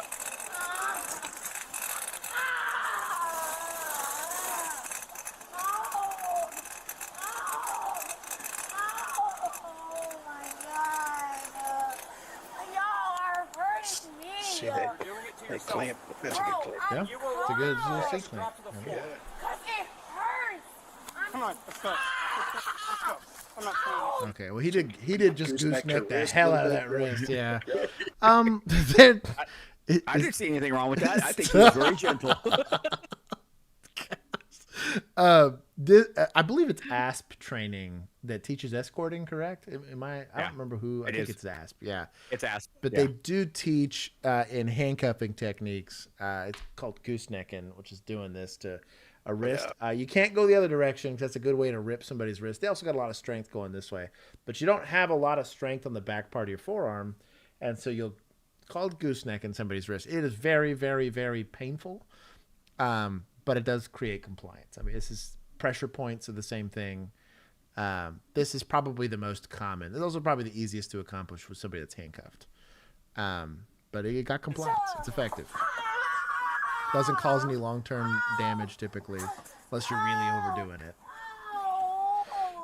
Producer Juan said ass training. That is what working for the government feels like. Okay, I'm calm. Can you please just loosen this a little bit? This too much. I can't get out of jail. I'm 20. I've been calm as hell now. I've been calm. Because you're not going to kick her while you do it. I understand that. Y'all not listening to me. You're not listening to us. I will put my feet in So with put no it in. regrets, with no problem. So put it in. I'm just asking put it in. So she can search you. That's when you slam the door. Yeah. So and I understand the administrative desire for them to negotiate. The problem becomes, how long are we going to hold 5 officers here hostage over, like, you no longer get to dictate the circumstances in which you get taken into custody once you're in custody for a crime. Like, that's now we're responsible for your well-being. If you need medical needs and all that kind of stuff, we hold people accountable for that all the time. But it's no regrets. I hate y'all. I'm gonna pin that one. I'm trying to make. Out of control, I'm over here. Are you sure I'm the one that's going to demonetize this channel? Hey, they pay to be here. I can't be mad at them. Yeah, you can't. We see this a lot, and this is my generation worth of police officers. I think we were given body cams our whole career, and the generation that instructed us in academies specifically made us very adverse to using force once people were in custody. And so this like negotiating posture was probably a lot less common in the 90s, is going to be my guess. I wasn't a cop back then. I'll ask, I'll tell, and then I'll show. Yeah. That is it. Yeah. That's it. There is no fourth option. Yeah. I do think that there is a lot that goes to line step, because if you start to let them line step you on scene, they're going to line step you once they're in custody. They're going to line step you once they're going to the jail. They're going to line step you. But what I mean is, if you don't enforce these restrictions, they're going to continue to walk all over you during those scenes. It's why we talk about scene security. It's why we talk about, how you're handling them while they're moving them. Like, she is now controlling this interaction. Yeah. And that's what they want. They want control. We have 1, 2, 3, 4, 5. Right, Josh. There's 5 cops. Yeah. They can be doing other things, Anything else. Anything else. Come on, Sarge. You should have been. The second you shut up, it should have been done. I get it. You've been pointing for Oh, are we doing? no, that's it. No, I'm sorry. Somebody needs to get a sword ankle. Hold on. Hold on. A palm strike or hammer fist would have solved this problem. We're gonna take 3 from administrators here. Yeah. Yeah. This is because now. Wait, no. That's a sergeant. That's a sergeant's not an administrator. Sergeant's still one of the peons. You know who got on the radio to tell me that I have to articulate my own use of force? A sergeant. I will say this. Of all of the people that have some level of authority, sergeants are as close to real people as you can get in administrators. Yeah. Because they do have True. they're out there doing the Lord's work. A good sergeant's the best thing that'll ever happen to a police department. Good sergeant can completely change the way an entire shift works, more than lieutenants and up, right? Absolutely. But the second that sergeant shows up, we lose a lot of the discretion as a P1, right? You or corporals are just going to stand there because now the ranking person is present and they're going to decide how this interaction goes. It is incumbent on that sergeant to demonstrate the proper behavior, and it should have been getting compliance immediately. I had 2 really good sergeants that were still kind of young enough to still do the job. And when they showed up, kick that door, rip that guy out of that car. It was instantaneously. They said, and they didn't have to do it most of the time. They would tell us immediately, hey, I know what lieutenants and up want you to do. I want you to do this, and you're allowed to do it because I'm here. I've also had the opposite. You know, the one thing that even when I was a sergeant, or when they would ask to, the watch commander to come out, like my sergeant would call me and say, hey, look, they're asking for the watch commander. I'm like, all right, I'll be out there. And I take my time. I'm not rushing out there. Sure. Screw them. But here's when I'd get on scene, I would walk up and say, okay, what are we doing? Yeah. And when the person like, I want to talk to you, I'd be like, no, they're in charge. You get to talk to me later. Yeah. And I would back patrol because my thing is that I wasn't going to allow them to circumvent the authority that was already on scene by asking for the supervisor. So you know what? The supervisor's here, but the supervisor ain't going to say a damn word. Yeah. You're going to still deal with the handling officer, and hopefully the sergeant's kind of taking that approach too, letting the person have to deal with the arresting officer. So that way they like, oh, well, last time I called for the watch commander, they didn't do shit. Exactly. Yep. So I'll deal with you after when you're in the jail. But you start that culture of empowering, and that's really what you should want. If you're doing a good job, I think, as both a police department and as command staff, you have good officers that have good judgment. They've demonstrated good judgment. They're going to be held accountable for all of their actions.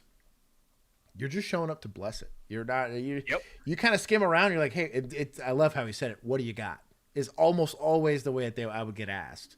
And I'm like, I have a sovereign citizen. He's refusing to ID. We have him, no license plate. I can't see his VIN. I have no way of. He's like, all right, cool. He didn't even ask me what I was going to do. You want me to block the car in? That's kind of what they would ask. Like, I get what's going to happen next, but like that's a good sergeant. They kind of get what's going on. Unless you have something that's like weirdly in the gray, and this happens periodically, it'll be like a very weird call, where we're starting to walk in a bit more of like a legal gray area. A sergeant really should be able to make a determination. Hey, I know what policy says. I know what the law says, but some of this might be in conflict. A good sergeant would take responsibility for it and say, hey, I'm the most experienced person here. I'm going to go ahead and take some responsibility and say, this is going to be our determination. You can say per sergeant so-and-so. Fuck it. I'll figure it out. Dude, Fawner is on a good one, man. Walmart has airplanes. Y'all need to chill. Oh my god, that's Southwest for you, dog. Let's see. By the way, I want to let everybody know that Yankees are up by 1 at the bottom of the 5th. Is it 1-1 or is it what's the series? 5-4. Oh, it's 5-4. Yeah. Oh, today. Well, I don't know what the games wise it is, but I know it's at the bottom of the 5th right now with Yankees up 1. Very cool.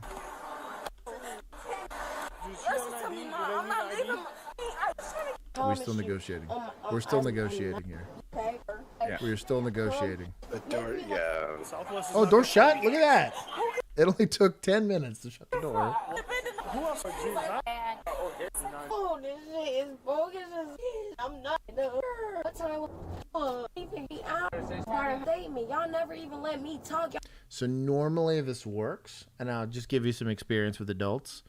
is we all handle a lot of stressful situations as adults. We pay taxes, we get into adult relationships, we get kids and all that stuff. And normally we have to negotiate that in some way, shape, or form. If you start to see this negotiating tactic, one, run if you're dating, but two, as a police officer, understand that this is not going to change. This is going to be the way they're going to interact with you the whole time. It's kind of why I was annoyed. Like, why are you trying to negotiate with what's effectively an emotional terrorist, right? Like, they're not going to give ground or concede ground or anything like that. Just get through the call and be done with it. Y'all just answer me. We're gonna leave mother's.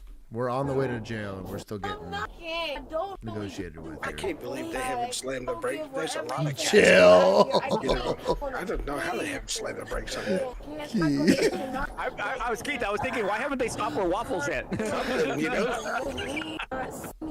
Just leave them in the car. I hate it when I get a craving for waffles. I hate both of you. Do not slam on your brakes when you have somebody in your back seat. I can't help it if a raccoon runs out in the middle of the road. We're taking 5 points from old timer. Hey, raccoons' lives matter, okay? I'll be damned. You know, back when we had those hash grill dividers. Oh yeah, those were great. And you end up with that booking photo, and the person looks like a waffle iron. Y'all are the worst. I've heard. I've heard. Right. I don't know that for sure. Y'all are the worst. We are going to go ahead and give 10 points to Fed Boys. I think they at least came to the right determination. It took a little too long. I took my pound of flesh from administrators, and I took 5 points from old timers for advocating for slamming on your brakes. I just want to make sure that I'm not speeding. Right. Right. Quickly make sure I'm not speeding. Jeez. You're the worst. This is Swedish Coast Guard. I guess this counts. We'll call this Fed Boys.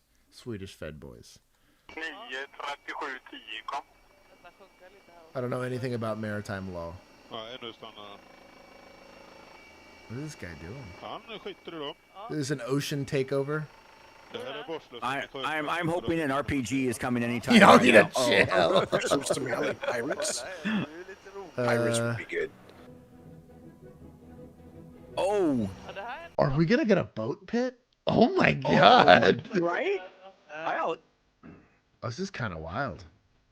Dude, look at the size of the difference. Oh my god! That's like a 50-foot boat versus like a 10-foot boat. We're totally gonna get a boat pit. I'm here for it, dog.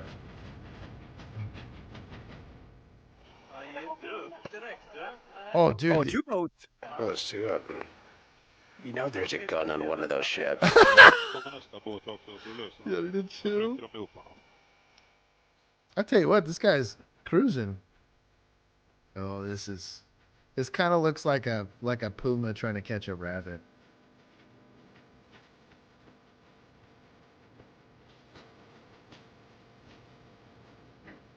Oh my god. See, but for this boat's even bigger. For them, I could see them being nervous about damaging their boat, right? These things aren't exactly made of steel. This is where you also go. Ooh. You probably don't want to. If this was American Coast Guard, yeah, that thing's probably Yeah, they're lighting it up. Yeah. Maritime law is a little different here. Be treating you like you were a cartel member or something.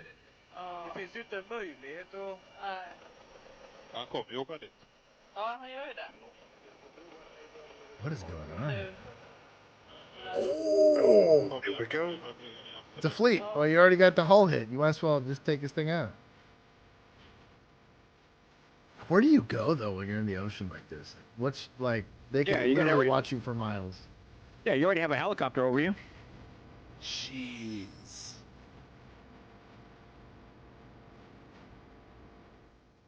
Notice nobody's on the deck. Yeah. They're in ramming mode, I think.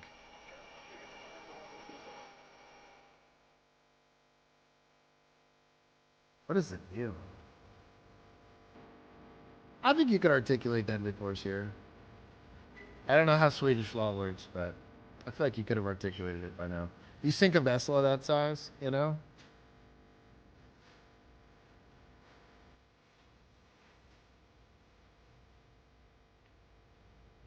I'd be pissed. Or this guy runs aground. Oh. It's a fast boat.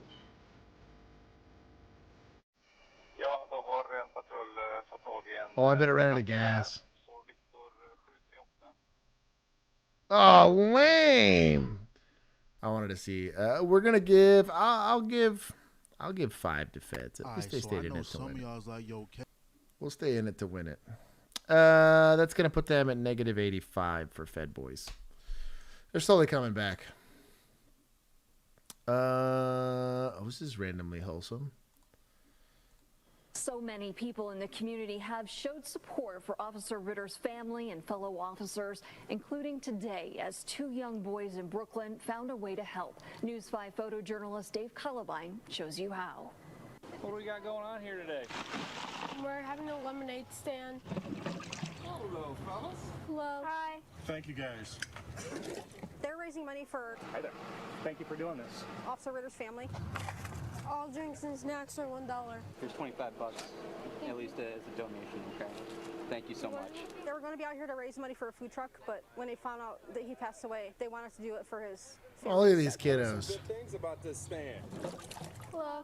Hi, how are you? I have a bunch of change for you. These kids, pit vipers, are crushing This me is right now. awesome. You guys are doing this. Can we get one of the kiwi strawberries?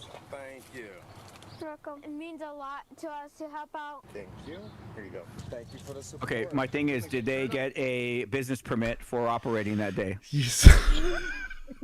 I'll be honest. I'm surprised the trooper didn't ask. I would have expected it out of a trooper. I'm actually concerned that they they're not using soap for their hands when touching the money and the Was food. it the FDA is gonna show up? FDA goon squad. Gonna roll up in their unmarked van. I'm gonna give plus 10 to society. Look at that. Those kiddos growing up with good moral conscience. I'm gonna take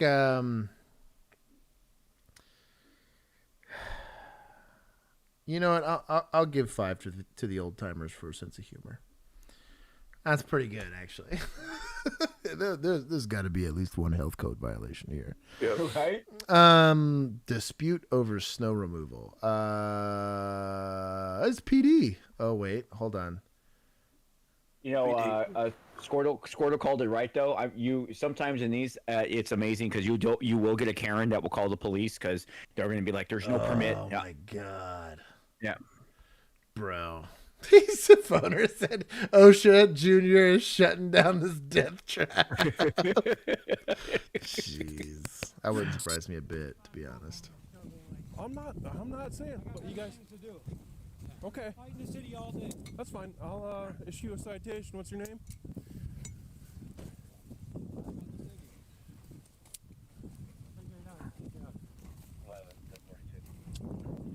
Well, you can either tell me your name. Breaking the law? What's that? What did he do wrong? The law, so go ahead. It's a municipal. No, okay, Hold on. listen here. What are you gonna, when the city pushes that back in the sidewalk, then she's gonna get fined for that, right? What's that? I said when the city pushes that back on the sidewalk, but they're doing right now. Okay, now he's not. I want to see his fat But ass. he's go about 12 feet. She's 67 years old. This Okay. is my 3rd time doing this. It's all right? ridiculous. I only had this for a rental. Listen, guys. Be serious. The snow's You gotta up get to literal. here. Hey, The snow is knock it off, you two, or I'll put you both in handcuffs. Stop. It's a municipal violation. You're the one coming up here. Yeah, because I got called to it. That's You your got fault. called to it? Yeah. So, what's your name? I'm not giving you my name. I'm not breaking the law. Okay. I'm gonna be detaining you if you don't. Detain me for nothing. I'm not breaking the law. sorry, you're being detained. As someone that was a cop at a place that doesn't really get snow, I'm sure there's some sort of city ordinance thing going on here. I don't know the legalities behind it, but if all these guys are doing is shoving snow back and forth, like if the city, I have seen this. So the tornado hit my parents' house, and the city would only pick up the debris from the property if you had it in separate, like you'd have like wood, brick, and then like miscellaneous stuff like trash in 3 separate, which was a pain in the ass for an entire house, right? But what the city would do is the city would then bulldoze 10 feet off the road. The problem is they needed to have this stuff. So like they were 2 different parts of the city that were negotiating this. Waste management had their policy and the city had their policy. It was stupid. But like we had to redo the work like 3 times. So I can kind of understand this, but ultimately this guy does have the legal authority to sit there and say, well, if you're moving snow against what the city's trying to do, you have stuff like obstruction, blocking an easement, operating heavy machinery without a license and all. There's a bunch of different stuff that you have here, but this seems petty. Clean it up, and it's not an issue. Clean it up. Come on, be real. I've been up for 24 hours. I've been up for 24 hours, dude. Okay. Like, seriously, be real. I've been pulling people out the ditch. I've been doing your guys' job and tow job as I'm cleaning snow. That's not my job. Okay, it's not your job. It's my your job to harass a 21-year-old who's trying to make money and help people out, right? Like, there's no way in the world. Hey, the snow is all the way up here. How is an old lady supposed to remove snow? Now, I wonder also if they're charged, because he said 21-year-old trying to make money. If he's charging for the service. Okay, so I just read the comments or the actual description. So what's going on is it's actually against the city ordinance to push snow back after it's been removed by the city. So what's going on is the city's plowing the streets, and then these guys are actually clearing people's driveways of the snow that just got plowed, and that's where the problem lies. Also, it appears that this person, his name is Jack, the suspect, has been doing this in other areas of the city where the officer finally recognizes them, and so he was found to be guilty of resisting, obstructing an officer, and depositing ice and snow on the public or private property, and was ordered to pay fines of $464. Hey, because the other thing I was going to think is like he's basically has like a Mother Nature affected racketeering gig where he's running around charging people to remove snow, but he's doing it against what the city's trying to do, and that's to keep roadways clear. Because yes, it would suck for you to have to shovel your own driveway, but you're only having to shovel a driveway, and you could move it onto your yard as opposed to pushing it back on the street. Because there's a difference, right? If you just moved it to your like front yard so that you could get in and out of it, but if you're pushing it back on the street, then yeah, I'm team this officer for that. Right now, go ahead and give me your name. I'm not breaking the law. Yes, you are. You just broke the law. He can arrest you if you do not give him your name. Hey, shout out to his friend. Yeah. You said that last time. And it's the city's job. The city has this. You can't be pushing your stuff. What's your badge number? It's what side is all. He seems like a nice guy. Jack guilty for resisting or obstructing an officer and depositing ice or snow on public or private. We're gonna take. I'm gonna take 5 from society. For this even being a thing, like to think that they would have like, I don't know, like a neighborhood person that kept driveways clear or whatever. So Squirtle, I don't know crap about snow either. I live in Southern California, but what I can gather is that it's the city's responsibility or the county to keep the roadways clear. And if you travel like roadways where you could see actual people's driveways or they're blocked with snow, it's actually their responsibility at that point in time to keep them clear.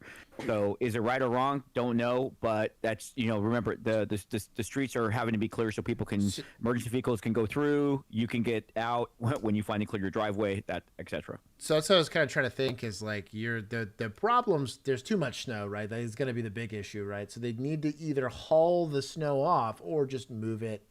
I guess you're just making a huge pile in your yard of snow to try to get in and out of your driveway. But like, I would think that like it hasn't started snowing recently. Like I bet in places like Boston where it does this every single year, like they wouldn't have like work policy for this where like, hey, it's that time of year. It's like hurricane season in Florida, right? Like they know, hey, disruptions are going to happen. Amazon's going to have to shut down periodically. Like they make like accommodations for these things. Like I'm surprised they don't have, here we have it a lot of times where pipes break a lot. Our ACs go down here in the South where like it's hot, right? We get easily 100-degree days, you have already businesses that are set up to do all of this stuff for you if you can't do it for yourself. You can literally elect, because again, we have long summers here, to have somebody mow your lawn for you or whatever it is, where you can mow. I mow my own yard. So like, I can see kind of both sides of the fence, but at the same time, like, he can't be pushing it back into the roadway, because the obligation is the same way we're going to get mad at the people doing like takeovers of intersections and stuff like that so they can go do donuts. That's blocking city infrastructure. That's the city's job, is to keep that stuff open for commerce. It's the same thing applies here. Or if you're pushing stuff back into the roadway that's going to block the street itself, then yeah, they're gonna side with what's going to affect the least amount of people. Also, there's a couple of comments. Oh, go ahead, Keith. Go ahead. What? Oh, I thought it was wasn't you talking. Oh, no. Someone very much dealt with snow. The city cleared the streets. Yeah. And I was responsible to turn the snow into a blower in the morning, clear my driveway to get to school. There you go. See, that's what I'm saying. Like there's nothing new. Use a blower like the rest of us. They get it. Waffle House Index is the most American thing. Yeah, the more Waffle Houses you have. I just got one built in my city, so I know where I'm going. Okay, Florida deputy. Oh, we're rescuing a dog. We're about to win some points here for deputy Toss. Toss me out. Dude. I have this right here. All right. Ready? Yeah. Hey, that was My smooth. luck is going to be an alligator in here. That was smooth, bro. I said with my luck, there's going to be an alligator. You couldn't have just gone in your uniform? Ain't that deep. That should be fun. Waffle House closes at 10 times. Me? Yeah. No. Okay, can you go to the passenger seat and grab Not my yet. phone? He's got it. I got my camera on, but.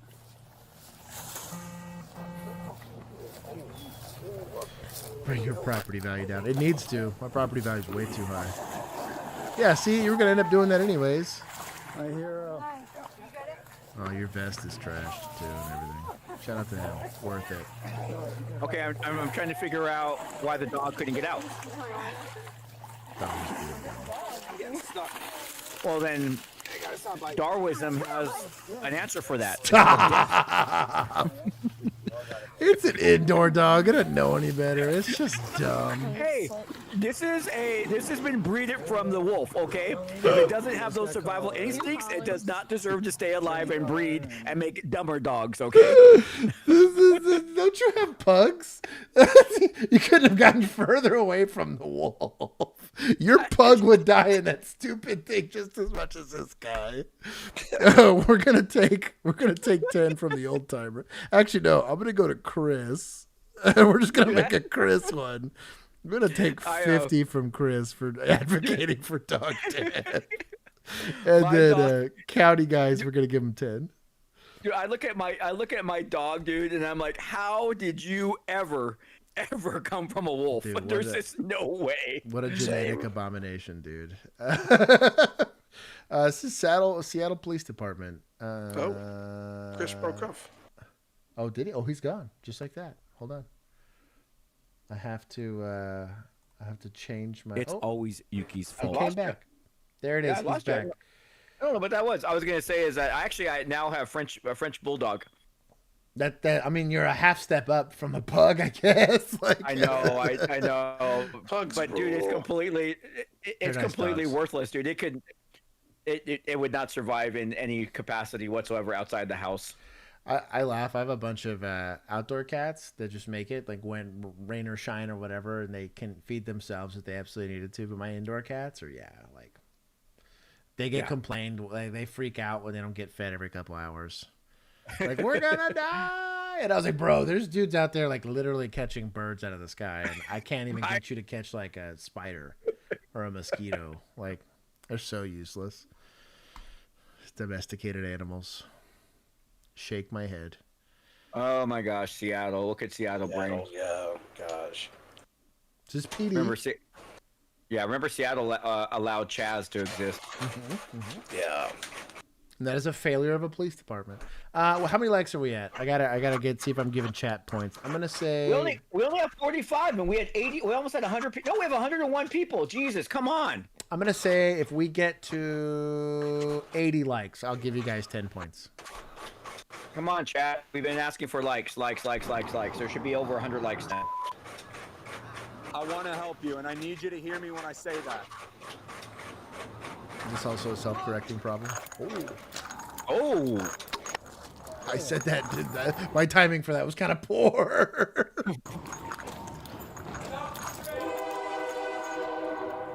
Hey, get ready to pull it.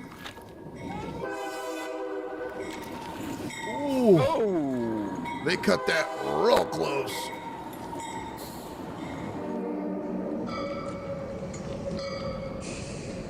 All right, my hat's off to the officer. Dude, no kidding. The stones on that guy. Man. Yeah, that's like some big points. Wow. So municipal, I'll give him 10. I'll give him 10 for that. That's above and beyond the Call of Duty there. He got municipal to 11. Shout out to him. That was huge. I want to showcase something though. You ready? Here's a supervisor supervising. Just chilling. I have command. Been there. Hey, let's see. Actually, don't clear. Don't. Let's watch her reaction as he falls. And I need you to hear me when I say that. She got distracted. She's like, she turned away first. Is the rookie here with my coffee yet? That's what it was. Jeez, completely unfazed by the jumper here. Jeez. Oh, I remember this. This is police. We're about to lose some points here. So handcuffing. I'm gonna do a handcuffing video, and then an escorting video, and then a vehicle extraction video. Totally doing this. Oh my God. There are 4 officers present in 2 vehicles. Oh my God. This guy's both going forwards and backwards and steering.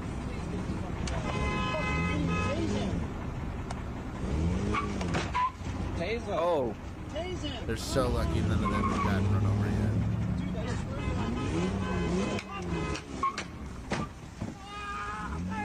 Oh, you got taser. You got a little bit of taser action there. Not pursuing, I'm sure. And this is. Holy fuck! What did I just watch? No one's gonna chase that. No one's gonna nothing. Yeah, it was. Man, we just got points back too, man. Come on. I'll take 8. I feel like 8's a good number. Puts us at just 3. One of the things we discuss a lot about vehicles, right, is you can't arrest a vehicle with your body. Cars are kind of the best way to do it. If you're gonna block in a car, block in a car. Like this, this math exists, right? And we're not in a vacuum with no physics. If you physically make contact with both the front and rear bumper, this thing has nowhere to go back and forth, right? That's issue number 1. Issue number 2, you have other officers there that are present. Somebody needs to be going in on the passenger side while it's blocked in to try to go and either neutralize the car by taking the key out, something like that. You can also puncture tires here that give this a little less teeth when it's trying to accelerate to move. Could kick him out of the car. You after this first big movement here, punches to the face, punches to the groin. You could almost articulate, honestly, like trying to scrape his eyes, anything to get him to stop doing that. Is Sparta! You are in a deadly force situation the second this car starts moving that much, right? And this guy's able to fight you off, and he's got all the leverage because he's holding onto the car, right? But like, there's got to be better leverage-based techniques for him here. This second one sketched me out the most. Did they teach people how to extract people from cars now? This guy's kind of doing it. This guy's kind of doing what you're supposed to be doing here. The problem is there's no real follow through. Somebody else, if they'd have just grabbed like right around like the nape of the neck and just cranked down really, really hard to get him to start pulling out of there, that would have made a big difference, I think. Also, hair's a big motivator. This guy's snatch him by the hair. This guy's a baller. But hair is a good one. That second one, ugh. Like if it wasn't a deadly force situation before, it probably is then.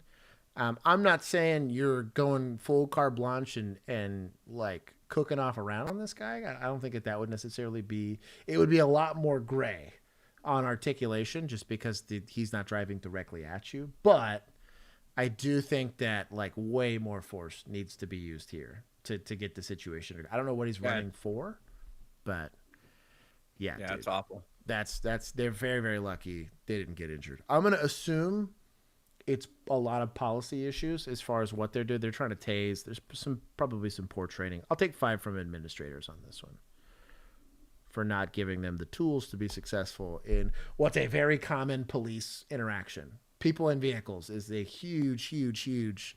That should be like half of your academy. Is just that. It's that in domestics if you work for a city.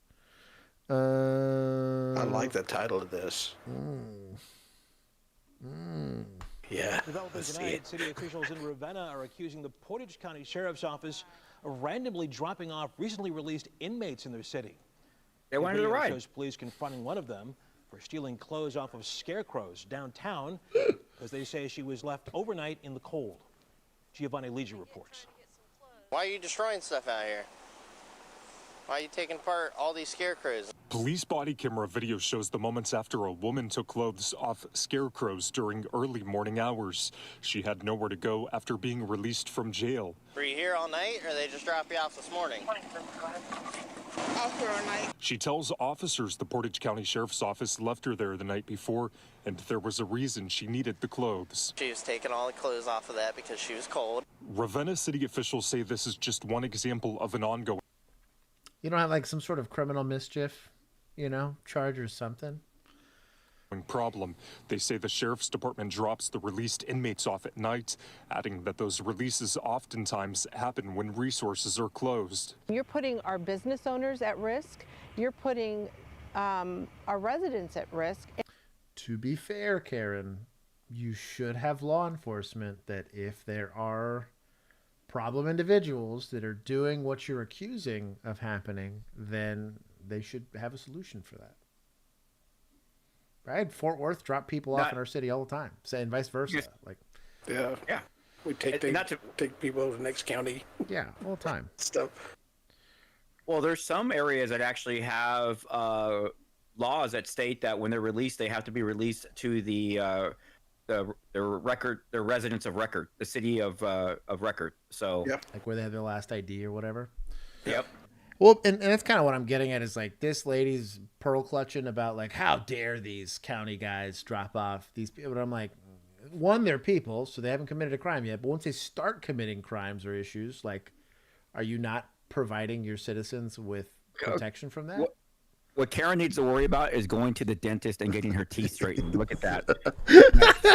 that freaking incisor. Look at it, dude. It's just like, look at that thing. Dude, it's like, oh my God. If she was a suspect and bit the victim, you would be able to get her through dental records. Look at that. I gave 5 to county for saving their taxpayers' resources. Who is gangsters? I'm gonna take 5 from society for Karen here. Look at that. That's a Karen haircut, dude. Look at that. She's fine to form. She's got the sweater on. And you're putting these people at risk because you're setting What do you them mean, up these for people? failure. There's gotta be These people? Like, bro, take a PR class. Like, goodness gracious. Jeez. Or they even have an opportunity to get out. Councilwoman Amy Michaels said she's tried to coordinate the drop-offs and adds that the sheriff's office doesn't respond to her or other officials. They don't work for you. Where Ravenna police found the woman left in the cold. Your city is It's in their county. disheartening. It's cruel. It's inhumane. I am finding, people. So your city's so inhospitable that people can't walk around in it? Right? I'm just hearing Apparently failures. so. I'm hearing failures from the city. Sounds like elitism. community members, our police officers. They're being released from jail at times when our local transportation is not available. They're also being released when there is no resources open, there is nothing around for them to get. We watched the video with a local resident who expressed her frustration. Of all the people they could have found. Okay, hold on. All I know is I do not want to live in this town of Cameron. I have taken 5 more from society. It's really sad that that poor woman was running around taking clothes off of our scarecrows to keep warm, instead of him doing the littlest amount of due that he could have done is call somebody. And local nonprofit. I thought resources weren't available. Director Rodney Mack agrees, explaining that he hopes the community can solve this issue. We have to have love. We got to start moving with love and compassion. You know, other people is not fortunate as others. You know, it does take a village to raise a child. And we tried to get in touch with the Portage County Sheriff's Office. I'll be honest, like a handful of Catholics, you just wouldn't have homeless people issues anymore. Like we had multiple church groups, we had multiple city paid for, we had nonprofits that help with the homeless population. And there was times where even with homeless shelters, churches that were willing to take you in, nonprofits that were willing to give you resources, that they were still so problematic that they would get kicked out of these places because they were breaking stuff or stealing stuff or trying to grope staff or whatever, that we'd have to show up. And guess what? The city pays for law enforcement, and law enforcement has to go in there and go deal with it. We would find a solution. That solution was oftentimes jail, but like that's our job. Like it's a weird posture to take that you're like, oh, well, we can't provide any resources for them, or we don't have whatever. Get them out or help them. You don't get to just complain because there's a problem there. Like that's stupid. That's dumb. Police dog. Oh, hold on. I got to take some from media as well while I'm at it. I'm going to take 10 from media for running that story, especially the way they ran it. They didn't interview the county to ask them why they were dropping people off there. Stupid. Was brought in to investigate a suspicious bag, but was met with an unexpected surprise. As soon as he sniffed the bag, the officers started throwing tennis balls at him. It turned out to be his retirement ceremony, planned by the police department. This police dog was brought in to investigate a suspicious bag, but was... Now he's going to go home and wish he can actually go to work every day and live in depression for the rest of his time. Great freaking story. Yeah. It's kind of why, like, unless they're sniffing dogs, like, I really have an issue with canines in general. Just because, like, man, especially bite dogs, like, they only get about 3 or 4 years out of a bite dog. Maybe you get 6, because it's just a hard job on their joints, right? And then they go from this incredibly stimulating environment to just die in a kennel, basically. Like, you bred them to be great tools, I'm sure. They're very good at catching bad guys, right? But, like, I don't know, man. I was in charge of our canine program my last couple of years. And when we retired the dogs, the canine handlers would actually come to work depressed because their dog was sitting there waiting for them. Like, why are we not going to work? Yeah, I would have a hard time with that, man. I remember when I first got into policing, wanting to do canine, like it was a thing. I was an animal lover prior to that, right?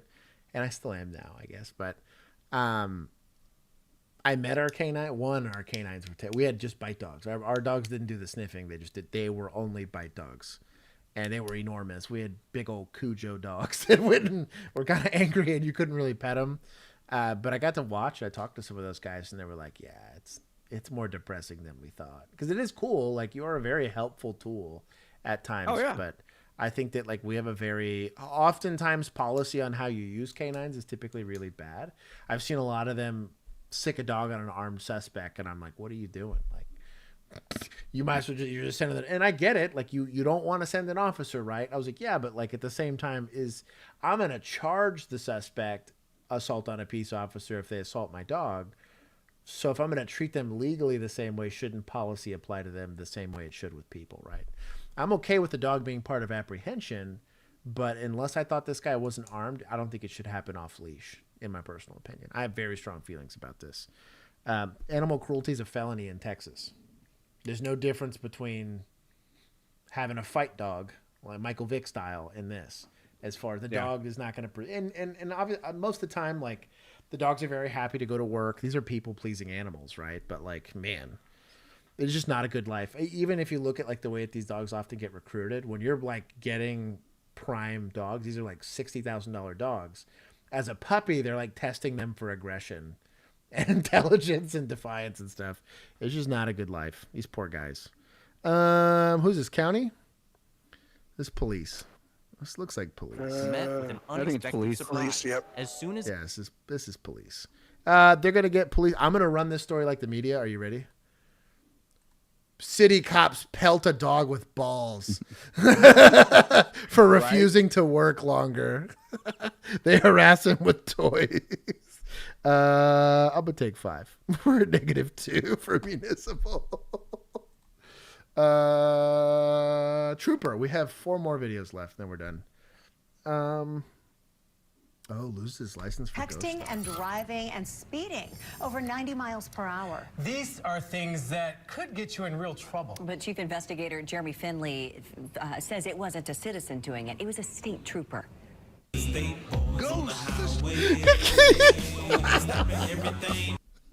says, hey, we got to play the song. It's State Boys. Time of year are haunting Dustin Cotton.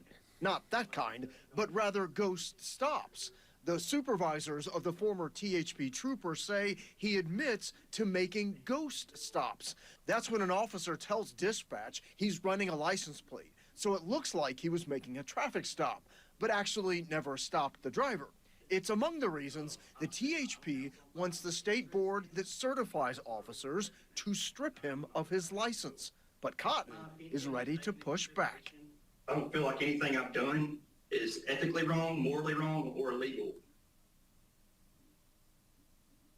Okay, I'm confused because if he was running plates, it doesn't necessarily mean he has to pull the vehicle over. No, return plate checks. So my guess is that he's calling out a stop. So they fired 16 officers in my department for this very thing, where they would call out a stop, run the tag, and then like clear it as if it was an actual traffic stop when the vehicle was never stopped ever. Like, I have a problem with that. Yeah, I have a problem with that. Yeah, if it's just running plates, this is ridiculous. I'm with him there. But like, if he's simply going to a parking lot, running a plate, calling over the radio, like, hey, or like they took away our self-dispatch button for this reason. Was they would run a tag without ever getting on the radio. They'd run a tag, dispatch themselves to a traffic stop, run the registered owner so it looked like they were going out and running the driver, and then clear the call so that they would get credit for a traffic stop. And these guys were doing it because they wanted to get promoted or whatever it was. But you would have officers actually doing their job, right? That were only getting 4 or 5 traffic stops in a shift, and these guys getting like 16. And obviously, like after a while, dispatch is like, I've never heard a single traffic stop. And then you're not issuing citations on any of these, right? Because who are you going to issue them to? And this is pre-body cams too. But if this guy's faking traffic stops, yeah, I think this guy has no business being a trooper or a police officer or whatever. But I think it needs to be decertified just for looking like Dr. Evil. We're going to give... hold on, I want to see if they strip him or not. Wrong, morally wrong, or illegal. Consider that when the THP says what else they found him doing. There were 4 times he was either on social media or texting while driving. Oh my gosh. You're going to read an NBC while driving. I have beef with that. Like, that's like requisite. He's texting. Oh my God. Heaven forbid. I think also like getting on the radio, trying to read street signs while going code. Like, there's a lot of distracting things you do in a patrol car. That's kind of petty that they brought that up. He again had 5 more times where he was speeding and hit that 90-mile mark where he was not running emergency traffic. So you said you don't think you did anything. So operating a motor vehicle outside of, because that would be a policy violation. If you're not going code, but I'm breaking the speed limit while in a while in a marked vehicle, I could see that as a code violation. Like, as far as you getting written up for policy, I'd have no beef with the policy write-up. It's probably very clear. For us, I think it was like 85. It was as fast as we could go. The speed limit was 75 on freeways, we could go 85 if we weren't going code. I'm not this guy's fan, but this is a prime example of administration stretching things out to make it worse than what it actually is. We're looking at some possible policy violations. That's what I was gonna say. It's a write up at best. Yeah. Yeah. I'm not seeing anything here that warrants decertification yet. Yeah, I'm just not seeing that. Do what? What'd you say, Keith? Say nothing criminal. That's what I was gonna say. Yeah. Yeah. Illegal. No, sir. I don't feel like I did anything illegal. No, sir. Feeling like is. So I would say I haven't done anything illegal. Yeah, I was gonna say that's poor language, but. Hour in city limits, Franklin. You know, I have to withdraw that statement because that is definitely illegal. I agree with you. Is it illegal citation. to be on your phone while driving? Yes, ma'am, it is. And there's more, because the THP says Cotton citation. admits he also pulled over buddies with no intention of enforcement because it was funny. Why would you think this is funny? I can't exactly tell you why. Because So I'm a if- dude. Nights. So if he's doing like PC or like you have lack of reasonable suspicion, but I'm just stopping someone randomly, right? I mean, again, this is probably a policy. I don't even mind them going as far as terminating the guy just because they Right. don't like for conduct unbecoming. You have a couple of catch-alls that'll catch a lot of this stuff. I wouldn't want to work with somebody like this, but I don't know that you're taking his commission because he's not doing anything illegal yet. Like that, this is unless they feel like their civil rights were violated and bring up the complaint, which would be totally valid because he doesn't have reasonable suspicion to stop him, right? This is as close as they've gotten till I totally get it. This is also as close as they've gotten to where I think not just a write-up, you're looking at possible termination for that. I have no issue with that whatsoever. I feel that it's funny, but in general it was. And back to those ghost stops. Can't tell you a single time that I have, but I'm sure that I have. In the end, the Post Commission had heard enough. I feel like your integrity to be a law enforcement officer. Stop talking. Yeah, this guy's a fucking idiot. Voting unanimously to decertify Dustin Cotton. Yeah, he probably doesn't need to be a cop because he's an idiot, which is fair. I'm okay with them taking a certification, but what's going to upset me, and this is where I get upset about this, so they're taking his stuff away for being stupid, but I guarantee you, mostly because we do this damn show, that there are likely at least 2 to 3 stops currently happening right now in the state of Tennessee that are unlawful. You're going to have unlawful arrests that chronically happen from the same fucking 5 cops in this entire state. And they're not in any hot water whatsoever for it. But they're going to go harass this guy for being an idiot. Yep. That's I think dumb. he probably pissed his sergeant off. Probably exactly what happened. Yeah, he pissed somebody off. Yeah. Yeah, he definitely pissed somebody off. Made a pass at the wife at the Christmas party, something. Yeah. Yep. Yeah, we're gonna go ahead and take. I'll take 5 from administrators. This is a way. This is kind of like one of your personal conversations gets caught on body cam or on audio while you're on duty. You weren't interacting with the public. You weren't interacting with somebody, but they write you up or they give you days off for it.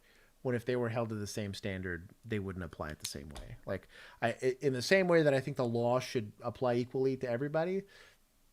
Disciplinary action should apply very equally to everybody. If they're not decommissioning people for write-ups, right? Like these are all write-upable or even even to get terminated is just you don't fit our culture. We're not okay with this type of stuff. Shouldn't necessarily, because the difference being here, if I fire you because I don't like that you're chronically late to your job or you say really off-color jokes, I can't, and you work in marketing, you can go get a job anywhere else, right? Even technically at like a law firm where you're actually practicing law that has to deal with people's rights and stuff like that, right? You don't get disbarred for giving an off-color joke, if that makes any sense. Although it would be conduct unbecoming, they have every right to terminate you, and that should show up in your conduct, and employers should get to see that kind of stuff because they should know, right? He's very dumb. I'm going to give him a solid -10 for intelligence. If I was a recruiter and this guy came into my recruiting office, I'm sure you're going to make a wonderful officer somewhere else. I probably don't want him working for me, but this is just, I don't know. They're not, like I talked about, pleading it down does not happen in law enforcement. Pleading it down only happens on the suspect side of things. You can literally rob somebody take their car, punch their wife, and they'll be like, "We're going to disorderly conduct. We'll just, $200 bond, we'll just agree to knock down the charge." City cops pelt a dog with balls. Is that already a soundbite? Oh my God. Y'all are the worst. 4 more. We're almost done. Why would I charge you with a DUI? What's wrong? Wait, no, I'm sorry. I thought it was on my phone. I thought it was. You weren't on your phone. You were asleep behind the wheel and you hit another car over there. No, I did not. Yeah. This is a hideous patch. Oh my God. Yeah. Okay, I'm gonna take some. Yeah, that's awful. Yeah, I'm gonna take some points for the patch. Is this county? No, it's my people. Ugh. Yeah. It's just, again, can I say how weird it is when a police agency uses a star badge? This is weird. It's just so strange for me. This is weird. I'm gonna take double points for that. Keith, that's a lot of the badges in Northern California. Really? They're stars. Yeah, that's weird, man. San Francisco. That's weird. Oakland. All these big. Yeah. So. Not a fan. You did, but it's okay. No, I did not hit a car. Okay. Well, then what happened to your front car then? Why is it all scratched up? I don't know. Paramedics just talk to you, okay? Because you were asleep at the wheel. No, So they're just going to take a look at you. Well, yeah, when you came up, you... Oh, thank you, my love. Oh, it is cheese toast for a snack. This is whole wheat organic bread. I think this is Killer Mike's bread with. I don't think I have Tillamook cheese. I think we ran out of that, but. Dude, that nice and some baked beans. Ooh, well, then you need to tell your wife to get in the freaking car and go get you some. Chill! Oh my God! Give her a gun. Hold on. We're gonna take five. You better get in that damn car and go to Vaughn's and get me some. We're gonna take 5 points from old timers for misogyny. You were asleep at the wheel, but that's okay. He said you need to get in a car and get me cheese. That's Tillamook cheese. She gave me the southern look of, oh yeah, try that shit. I can't believe you. Yeah. Her face. That's the other thing, Chris. You got to understand Southern women, bro. They're made a little different. I would have been. I'd have been. You want to walk yourself out, or you want me to take you out? That's exactly how the wife would have told him that to me. I might fly in California, but the joke is always here. Try that in Houston. It's always the joke. Yeah. There you go. Yeah, try telling your wife she better get in the car and get you some cheese in Houston. You know it's too? She'd punch you in the face and the cops would show up and be like, well, what's the story? Well, he told me to get out the house and get him something. They'd all give you one of these like, like you done messed I'm up. pretty sure you were the person, the inciting party here. You were the aggressor. That language was enough. You deserve that black eye. That BI is PC for your arrest. Right? Right? 2023, Mount Prospect, so Illinois funny. police responded to a report of a hit-and-run accident. The suspect was located unconscious behind the wheel of her vehicle parked in the intersection. You go. It's okay. We got you. You're okay. Struggle to stand. Over here. You want to sit down? Want to sit down on the sidewalk with us? God, these patches look terrible. No, I'm sorry. They're like Oh, goofy they're looking not- stars. Well, they're not even wearing shoulder patches. Yeah, this is weird. What's the driveway? Like, Are these impersonators? All right. Take a deep breath. Are these impersonators? Why don't you just take a I seat? mean, where are their agency your identifications? boyfriend? Yeah, I know. You know? That's not my boyfriend's driveway. Okay. Hold on. Do you want to sit down? No, Are you okay? no. You did, but how much you have to drink at your house? No. No? No. What else Wow. did you do Hey, tonight? who do you think makes that tactical bib? I don't know. Shout out to them though. I need a tactical bib for my in-car snacks. Hey, that's probably not a terrible idea. You might be onto something. You just get like a little like Right. kinda like how you get like a glove box. You just have like a bib that you put on so you can eat your food and not get anything on your uniform. But look at that, dude. It's not even like It's like a weird. But look at how much of his stomach is exposed. It is. It is a lot of it. He didn't need keepers. That No. waist lad's holding that belt.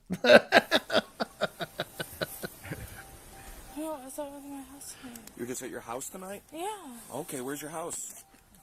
Hey, over there. Prairie. In Arlington Heights? Yes. Your car. You didn't hit No, your car. no. You hit another. Yeah, you went home? Yeah. From where? Where were you drinking?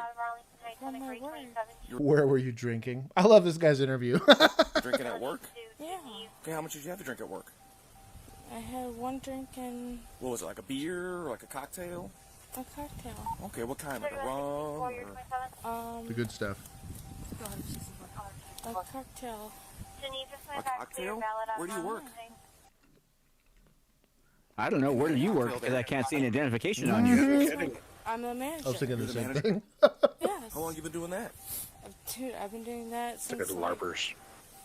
2015. 2015? That's a nice place. You do a good job over there. Yeah. All right. Paramedics, and make sure you're okay, and then we'll go from there, okay? Are you feeling okay? Yeah, no, I'm okay. Okay, very good. So when did you have this one drink? Over. I had one drink at there. One drink? I drank from, I'm sorry. It's okay. Just I do like it. They're having medical check her out so they can have a medical professional say she has no injuries to prevent her from SFSTs. If that's the route they're going, I think it's a good idea. we got You might not need to, It's a though. big strong guy I here. think you Make got sure you enough. don't fall. What else did you have? Nothing. How much weed or what else did you take? Nothing. Do you take pills? No, no. Okay. Are you prescribed any medication? No. It's okay if you are.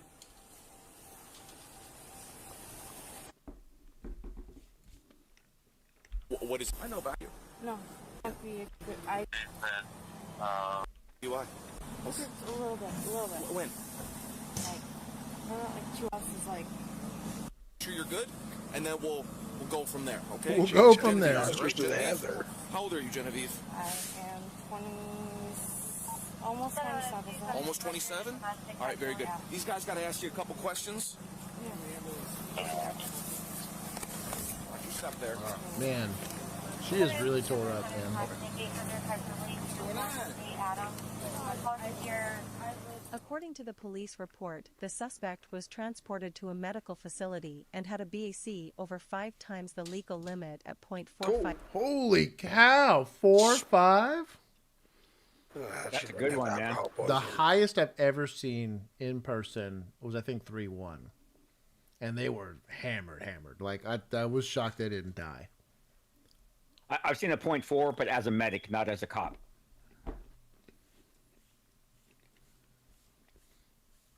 Where did you find a 0.4? So I actually, the quick version of the story is we were called to a transient who was not feeling well behind of a church.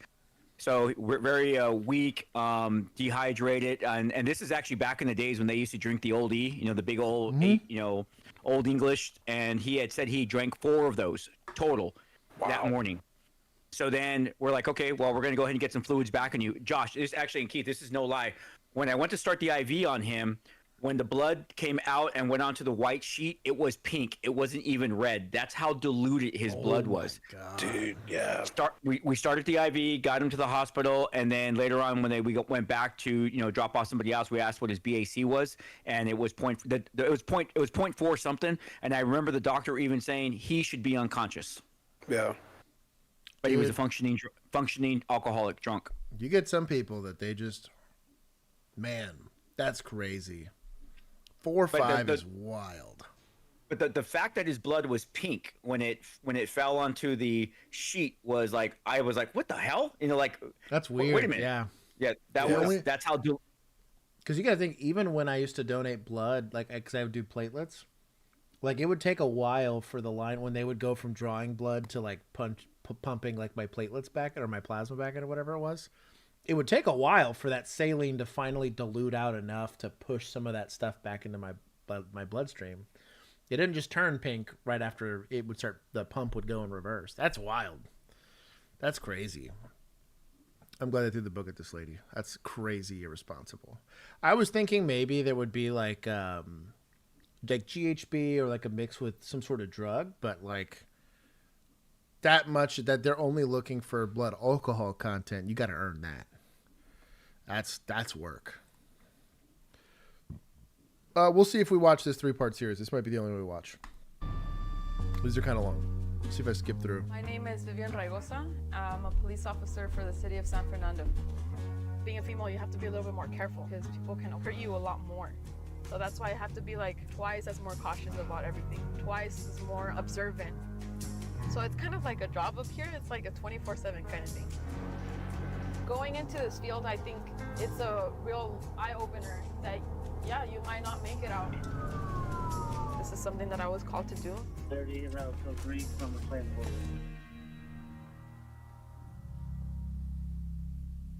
Testing at 4.8. Oh my god. 4.8 is wild. That's I crazy. enjoy the time that before work because it kind of centers me, you know. For where they paying y'all? Whether it may be A like nice if I have apartment. things to do tomorrow or something, just little stuff, you know. But I really enjoy cooking. Oh yeah, that's Lady. It's a nice dog. She's always here. Also, a dog pretty far away from the wolf. Yeah, right. Lady is 2.5 years old. She's actually my sister's, but you know we all love her. There's a lot of eggs. Bro, organic eggs? I eat eggs almost every day. Name brand everything. What are they paying y'all out there, man? San Fernando is a suburb of Los Angeles. It's a small little fraction of the city that broke away. It's about 25,000 residents. It's I think square miles. It's only maybe like I'm probably wrong, but maybe 5-6 square miles. And these cops are making roughly about $110 a year to start. No, well, actually in California that's getting taxed a lot away from you, but still, 110's a lot. Starting, yeah, but put it this way: San Fernando does not come up in anyone's radar over here. In fact, I even forgot they had their own police department. That's how small they are. That's crazy. I live in a city that's small. Scrambled over easy, poached. You name it. Egg white only. I am the egg master. One of my partners, his dad was the chief of that police department. No way. Yeah. Well, can afford horses? What's going on here? Because you get to see if your horse is hurting at acting, like I said, takes all your attention. Oh, see, I was even wrong, Josh. It's only 2.3 square miles. Jeez. And they have their own police department? That's wild. Just never know if you have to fight or something, and you know, I think We have there's a lot of cities out here in specifically both northern and California where the square miles are less than 7-8 square miles, and they have their own police departments. That's and private. It's like a small police force. It's almost like a private police force. Yeah, but it's private security basically, but with the authority of the law. That's pretty rad.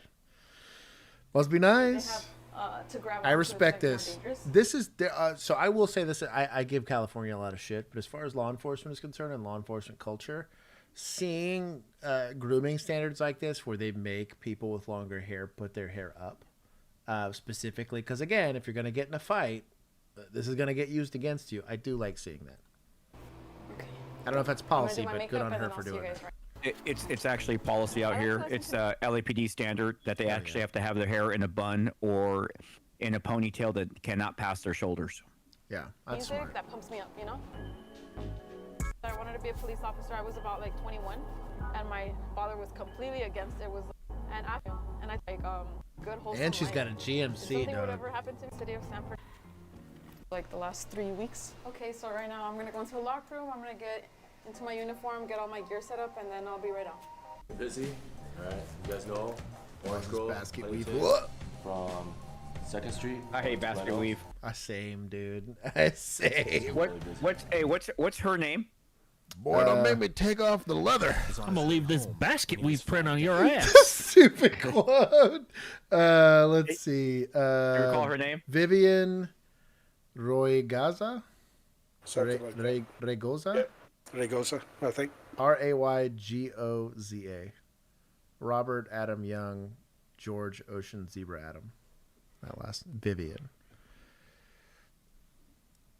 He's looking stuff up right now. I can see him. All right, I'm gonna find out what she makes. Chief wants us to see on there as well. Oh, I do not like pistol mags on the vest. I am not a fan of that. It's the newest thing out here. That's... Then I get ripped off, like, immediately? Ah, that's weird. I don't mind them not being, like, captive, but this is, like, the very old school, like, they used to do this, like, paddle magazines. This is, like, or, like, a paddle, like, holster for these. But I don't... Open top's really easy to get them pulled. Also not a terribly... I don't mind the handcuffs being out here. I just don't like them being free like this. I'm assuming there's, like, some sort of retention device that I'm seeing there, but... on the mags? No, you can pull them right out. No, I'm talking about the handcuff here. She's got like a weird like, handcuff deal here, where it's like on like an insert. That's kind of weird. This I think's dumb. Release or something to pull them. I want to see how that works. Let's go out there. Let's have fun. Be safe. Okay. Shout out to Outer Best though. This is Officer Lopez. How's it going, Officer Lopez? These are the way police badges are supposed to look. Mine looks almost identical to this. Except mine's not a silver. Yes, class 210. And then Officer Murillo, I graduated with him. Yeah, it's gonna be fun. It's my first Halloween, so here at this department. It's also my first Halloween, so let's see what happens. Did you ever have These are first year officers. Oh, it's all our first? Wow. Yeah, we're all fairly Damn. young. Yeah, so she's making roughly 140K a year. Golly. Well, no wonder she's got the GMC and all that. Bro, also look at this badge number. 134. And she's actually pretty low because you got most guys that she's working with that obviously they've been there for a while, making roughly a little over 200K a year. Jeez, bro, I gotta go be a cop in California, dog. I get to be a tyrant and I get to be rich. We have one agency here that's offering $100,000 sign-on bonus. That's crazy. All this smoke. That is wild. This is FTO Pack. Hello, everyone. Basically, we're in charge of the whole city. I'm in charge of the station. I'm in charge of my guys. He's just an FTO and he's the watch commander? Dude, what a small-ass department. That's crazy. Anything that happens, I'm responsible for it, and everything's under... This guy doesn't even have stripes. He has corporal stripes. Yeah, but I mean, like, I'm talking like... Oh, yeah, sergeant he's not stripes. a sergeant. Yeah, like, that's wild. You're a watch commander as a corporal, basically, or a field training officer? Sarge stays home on Halloween night. It's a small... It's like I said, it's not even 3 square miles, so, That's I mean, crazy. you're... You know... That's wild. They also have only triple-digit badge numbers. Like that one, it's his first year on patrol, and his badge number is 134. That's wild. These are sharp-looking uniforms, though. So we have to do a vehicle inspection at the beginning of every shift. Make sure that all the lights or any function on the car works. So we do this at the beginning of every shift. I actually kind of like the patch, too. It's like nice and clean, like the little city patch. That's one thing about the agencies that really surround LAPD. They really go after that LAPD style look because LAPD is they're the sharpest looking agency that we have out here. Yeah, and for California, I think as a whole, the only people that I think get close is if you look at Florida county agencies. I really like the way Florida county agencies get put together. They have that like Ranger green look. That's very popular. And they're all green, I think. All good. green uniforms are county, and then PD is something, and whatever. But this is the only, as far as municipal police departments, these are probably some of the sharpest dressed. The uniforms look very crisp. They look good. You can tell it's like a very big culture thing for them. And I think it's important from an authority standpoint because you are a representative of the city, right? And so taxpayers are paying you to show up. You want to feel like a professional person is dealing with you, right? Or cater. And most of they're not working too many shootings. They're not working too many stabbings. I'm not saying they don't have real crime because they're close enough to absolutely real crime. But a lot of times, especially when you're in those smaller communities, it's a good look, I think. Since I woke She's up. vegetarian, by the way, so good luck. So I want to eat. Wow. And Vegetarian. Rodriguez doesn't want to eat because he wants to get into It's something. Halloween. There's a lot of people trying to do, or out here to do malicious things. So I will be in a UC part today, undercover, looking for. God, this kid looks trying to do 15. malicious things out there. And I just want to eat. No, go ahead. Wait, she was eating eggs earlier. do you mean she's a vegetarian? She's one of those non-strict vegetarians. Right? I think it's the vegans that are like the communist vegetarians, right? Okay, the vegetarians that think they can eat eggs. I think. I don't know. I'm a meat eater, so I wouldn't know that stuff. A call will come out, we'll get really, really busy, and then it's happened where you can't eat. Right now we have the ability So to eat unfortunately, where San Fernando is at, they because of that suburb of Los Angeles, they get some crap. You know, they get people coming into that town. I bet. So yeah, they do get their fair share, but you know, I mean, and I would say but it's just, you know, so it could be slow, it could be busy, but yeah, it's kind of funny because when I saw that up there, I was like, San Fernando. It dawned on me. I was like, oh, I forgot San Fernando had its own police department. Sarah said, Josh, you trying to order a pizza? You think you want to live in California? Blink SOS if you need help. Oh my goodness. Officers are tied up with CRMs, which are community resource management, right? Okay, but if something comes up as we're eating, we're gonna have to eat. So I never bought lunch while I was at work. I always brought food. One, I worked in a place where you couldn't trust people to prepare your food. And two, I never left my patrol car. I couldn't go to a dining place and sit down. I had dudes that did it. There was definitely some of the old timers on my shift that they didn't ever miss. We called it 40. But they were never missing food time. But I was a young rookie officer. Was not about to go get caught doing this bullshit. We were trying to get food. I was working. Oh, she's at King Taco. You can watch them make your food. Oh, that's fair. That's fair. Yeah. People are gonna look at me and think like it's a nice little city sign too. The people that were behind us in Spanish, they said, "Oh no, she's not a real cop. It's a costume. I thought she was real." Well, I mean, when I turned around, I'm pretty sure they saw my gun. And in California, you wouldn't be caught dead with a gun unless you were a cop. That's true. I got a low jack hit. Reply code. So this means we have a low jack hit, pretty much saying that there's a stolen vehicle near us. 23 control. Are you clear for a low jack hit? Turn back to a code 37 vehicle. It's a 2008 Volvo S60 4-door black in color. 10-4. This right See, here is you like that, Josh? Old school, man. Right on your hand. I was about to say, I was like, she had a pretty old FTO to be doing that. Write that shit on your hand. Man. That is definitely. I'm a notepad kind of guy, but that is not a terrible idea. Dude, her stock just went up. I was gonna say the second I was looking at her hand, I was like, she's not writing that on her palm, and I was like, this chick. It's funny. You could tell too, because I do the 0.7 on these. You would get the guys that had like the 1.5 Bic pens because they go real big applicator. Yep. Those are the guys that wrote on their hands. It was those guys. Yep. Also, EMS would do it on gloves. For like patient information, they write on the back of it. It's smart. I'm not gonna dog it, but it's definitely I came in a very different culture for that. There's a vehicle that has low jack and our system detects it. If it comes we back had to a two code 37 cars vehicle, that means it's capable stolen, with right? this. So we had a hit, but at this time we For low lost signal, jack. so it's either moving. But that's such a pain in the ass. It's we're like getting radar away from it. basically. So right now we are going to one of our busiest streets. But we're gonna go see the trick-or-treaters. Just show presence, you know, make sure that we're interacting with the community. There's a lot of kids. Small town stuff here. I did it every once in a while. Or do you want to be This I never did. It's good to see though in communities like this, but I get to hate on it because I worked in so they want the us to ghettoest do place extra ever. patrol where we were just at. Oh my gosh, it's really busy here, guys. Oh, okay. 11 David, go ahead. Holding table. Bro, when you have this many people walking around doing like, this is cool to see.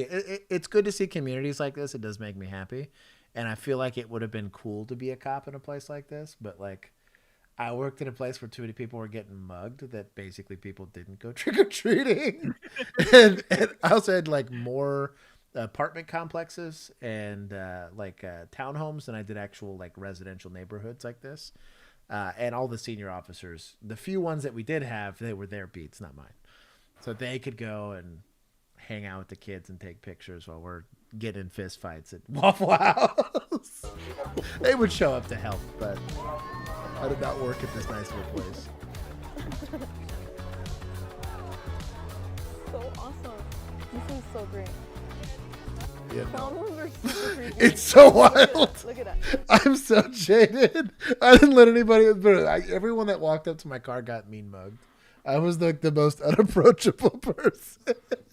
I get why she's doing it. It makes me happy to see. I'm hating from outside the club right now. Is what I'm doing. 3 on code 6 on Orange Grove and 5th.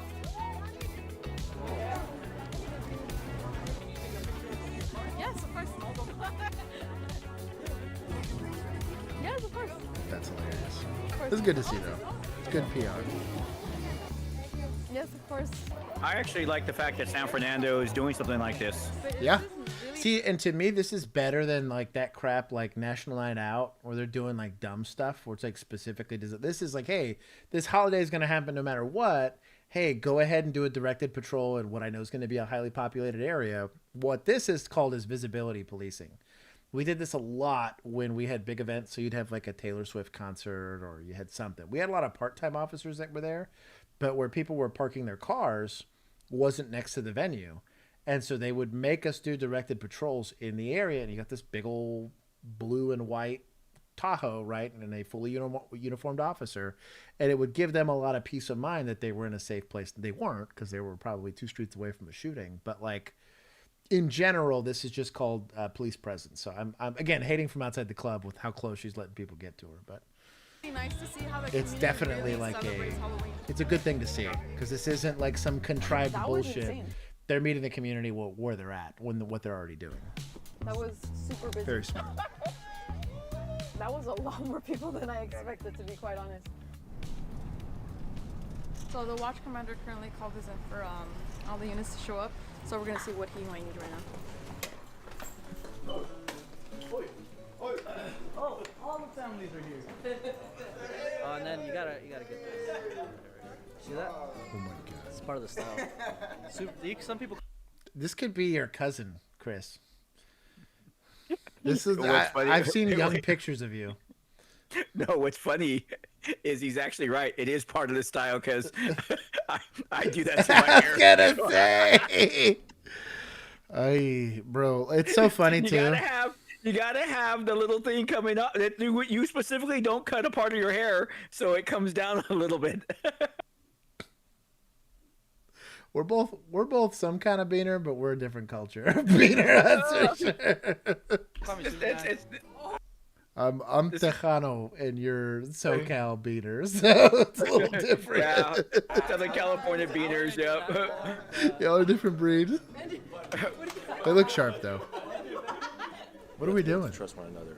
I love these guys, and I'm here in this agency because they make it fun for me. After 15 years, I feel like I'm a rookie again. They're literally meeting at the station to hang out. Bro, I'm hating from outside the club. These guys look like they're having fun. This is good. The man, the myth, the legend. So, Chief? it's insane. Did you see? Why does Chief have pink?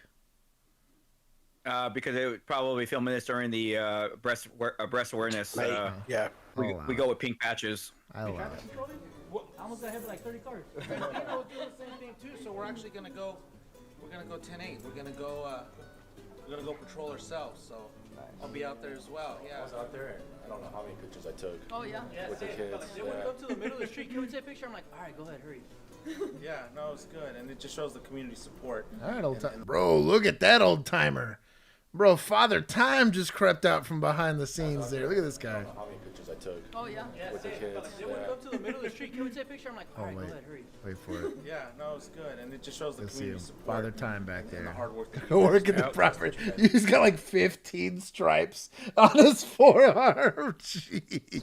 So just be safe. Guy's been a cop since the 1800s. Yeah.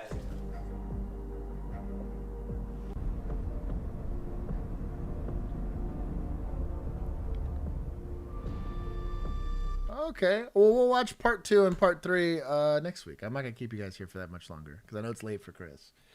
He's old. He's got to take his Geritol and lay down before he For gets me, there. it's like 10 o'clock for you. I know, I'm teasing. This was pretty cool. I'm jealous of, what is this? Was this San Bernardino? What was this? No, San Fernando. San Fernando. Yeah. I'm hating from outside the club. They're making way too much money working in a really nice area. Well, it's in the valley, and if you remember the movie Karate Kid, that's the valley. That's where, it's that area. Valley Grill, the movie. This is where the whole Hollywood cool shit comes from. Doesn't snow, doesn't get 150 degrees outside. Man, no. Must be nice. They do look good, though. I will, for all of the quirks about it that feels weird to me coming from a very large police department. All of those things like this, if this was a place you could get dispatched to, it would be coveted. Like, we would fight over who gets to go work shifts in that area. And if that was like a substation for a police department, like, everyone looked relatively happy. They have the time and the resources to go do stuff. All of their cars are brand new. All of their uniforms are brand new. They have newer equipment. There wasn't as strict a policy on like how you were arranging your weight-bearing vest. They had weight-bearing vests, right? That's kind of the stuff that you look for when you're trying to get into a police department. I think it's what a lot of once you're in a department for a couple of years, it's the stuff that starts to piss you off. You go look at people that have like a cooler grooming standard that you do, or they can have visible tattoos or whatever it is. All of those small things start to piss you off because you're getting paid the same to do the same job everybody else is. But so I just looked them up real quick, Josh, and there are 31 sworn police officers. Total. Look at them. So that means they probably only have like 15 at the P1 level, probably, because there's a decent amount of those that are going to be, sergeants, captains, lieutenants, or whatever that are going to be doing the administrative side of it. But it's probably also why a lot of their guys are young. Yeah. So like in California, real quick, is we have 640 police departments in the state of California. And of these 640, over 80% have less than 20 officers. That sounds about right. I bet you Texas has got a similar ratio where we're such a big state that you have a ton of these like tiny little counties. Yeah. And they're not tiny from like a footprint standpoint. They just are from a population standpoint. They're from population standpoint. Yeah, exactly. So you'll have a county that's got 10 people sworn and half of them are part-time anyways. Like they're reserve officers or whatever. Shout out to them. I think it's cool. Like I said, I'm currently chewing on the idea of going reserve. There's a couple of small jurisdictions that are here. Do it. But I think it'd be cool to kind of just go get back. I have so much of this experience in life, and I have better mentors now than I probably did when I was still in, as far as discussions. But can I drop something on you? I'm ready. I just got sworn in as a reserve 3 weeks ago. No way. Where you? Well, you don't have to tell us where you're reserving at, but I'm chewing on. I've been chewing on the idea. Like I'm literally over here, like. Doing push-ups and air squats between meetings because I'm like, I feel like I could reserve. I feel like I got enough on the bone. I had to go back, so I'm just a slick sleeve. And here's the funny part: they all know my background. They know I was a chief. They know I was a lieutenant for 10 years. They know all that, right? I cannot get them to stop calling me sir. I'm like, hey, and I'm even like the sergeants. I'm like, hey, Sarge, with all due respect. I'm the slick sleeve here. You're the sir. I'm not the sir. I am Officer Kano. Will you let me? And they're like, no. So we know who you are. We know. I'm like, no. I am just a slick sleeve. In fact, even my long sleeve uniform, I didn't put my hash marks. I didn't want to be that guy. Yeah, you didn't want to be that guy. Yeah. I get that. So, that's cool. Yeah, I'm chewing on the idea. We'll see if it ends up panning out for me to have time. But I think it's cool. I think it's a big reason why we do the show, right? How we do the podcast is like there's so much of wealth of knowledge and experience, and like specifically with you guys have gotten to watch policing change over the decades, right? So there's trends that go up, go down, whatever, with equipment, with the law, with the way the law is applied and interpreted, Supreme Court cases that have changed huge things in the way that you administer the law, right? And even just in my short tenure within the law enforcement community, from when I started to even now, I went from a state that was you had to have CHLs to constitutional carry. I've gone where you went from not being able to carry a knife. When I was first a cop, we had to keep rulers on us because if your knife was longer than 5.5 inches, it was a felony in Texas. I remember. Now you can carry katanas. It's like nobody cares or whatever. And so like there's a lot, and then obviously the cultural shift, and you know, Chris and I got to experience this of pre 2020 and then post 2020, the culture shift on that for law enforcement and whatever. But there's just a lot to learn, and I feel like especially when I see young people, like in this episode, I'll see a lot of kids that are coming into it without any of that knowledge base. There's less overlap of the older generation of police officers that were in it when we still caught bad guys, when we still got in fights and pursuits, and you know, had a long enough leash to get experience, right, is really what it was. And that was at any department level. Even small town cops were doing warrants and stuff like that, and doing dynamic entries into buildings, and these crazy experiences as a police officer, where now they're so bogged down in, you probably have a whole generation of kids that were too scared to do the job, and now they're going to be asked to do it. As you get stuff like, again, election season's going to be weird. It's always weird, right? Right. As a cop, it's like the election season and holiday season are the worst time ever to be a cop. Just because it's stuff happens. It's stupid. But they're not coming from those It's kind of like when you look at countries that go to war all the time, their war fighters are very prepared to do it, versus you'll look at countries that just don't do it, and you just have dudes that sit around and run around in fields periodically. When you have to go and do the job, you're very unprepared. From like a manpower and experience and tactical decision making. They don't know how to deal with sovereign citizens. They don't know how to deal with a lady screaming at the airport, or to just shut the damn door. You know, all of that stuff is weird to them because they don't have, again, guys like y'all that kind of teach a lot of that stuff. So we'll see. I'd be excited if I get to go and go back and give back to that community. I had a lot of really good dudes. Josh, you can do Thursday traffics with Frank on Discord. I don't imagine there's too many police departments that would be kosher with me live streaming traffic stops. But no, like I want to give back. I had y'all's generation really are the only reason I think I survived the type of policing that I got into doing. I was young and stupid and was like, I want the worst area I can go to. No.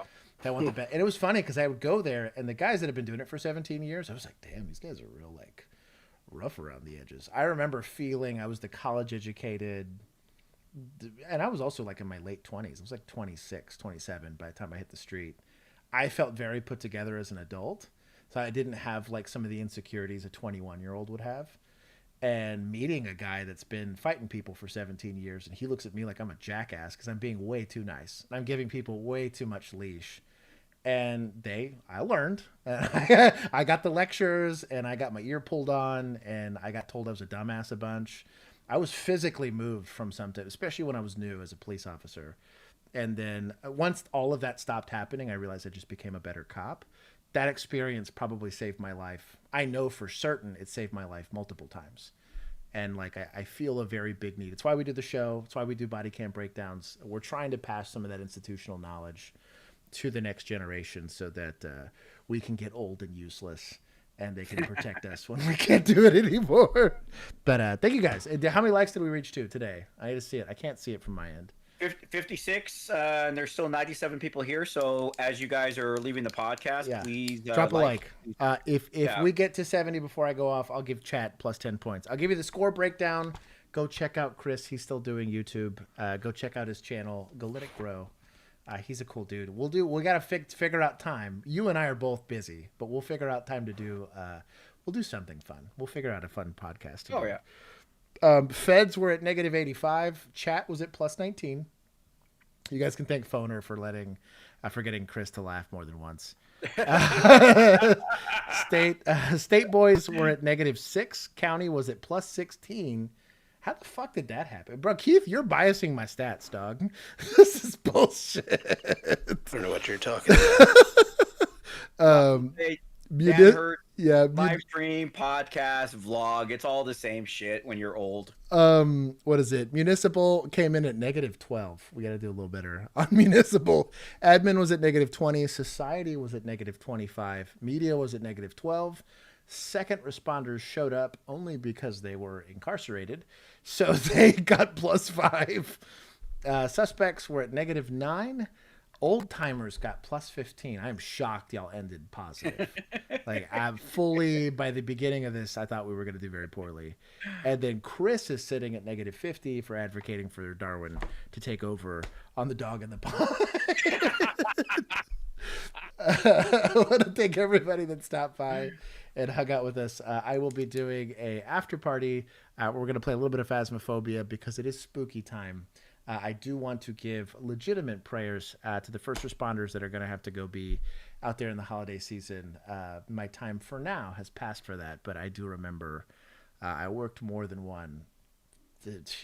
This wasn't as bad as New Year's, but Halloween did still suck just because there was more people. I was used to midnight, so I was used to people going home at that time of night. And when people are doing Halloween parties and trick-or-treating, we were a lot more busy with what's more traditionally like day shift work for nights, and we don't have the patience for a lot of that stuff.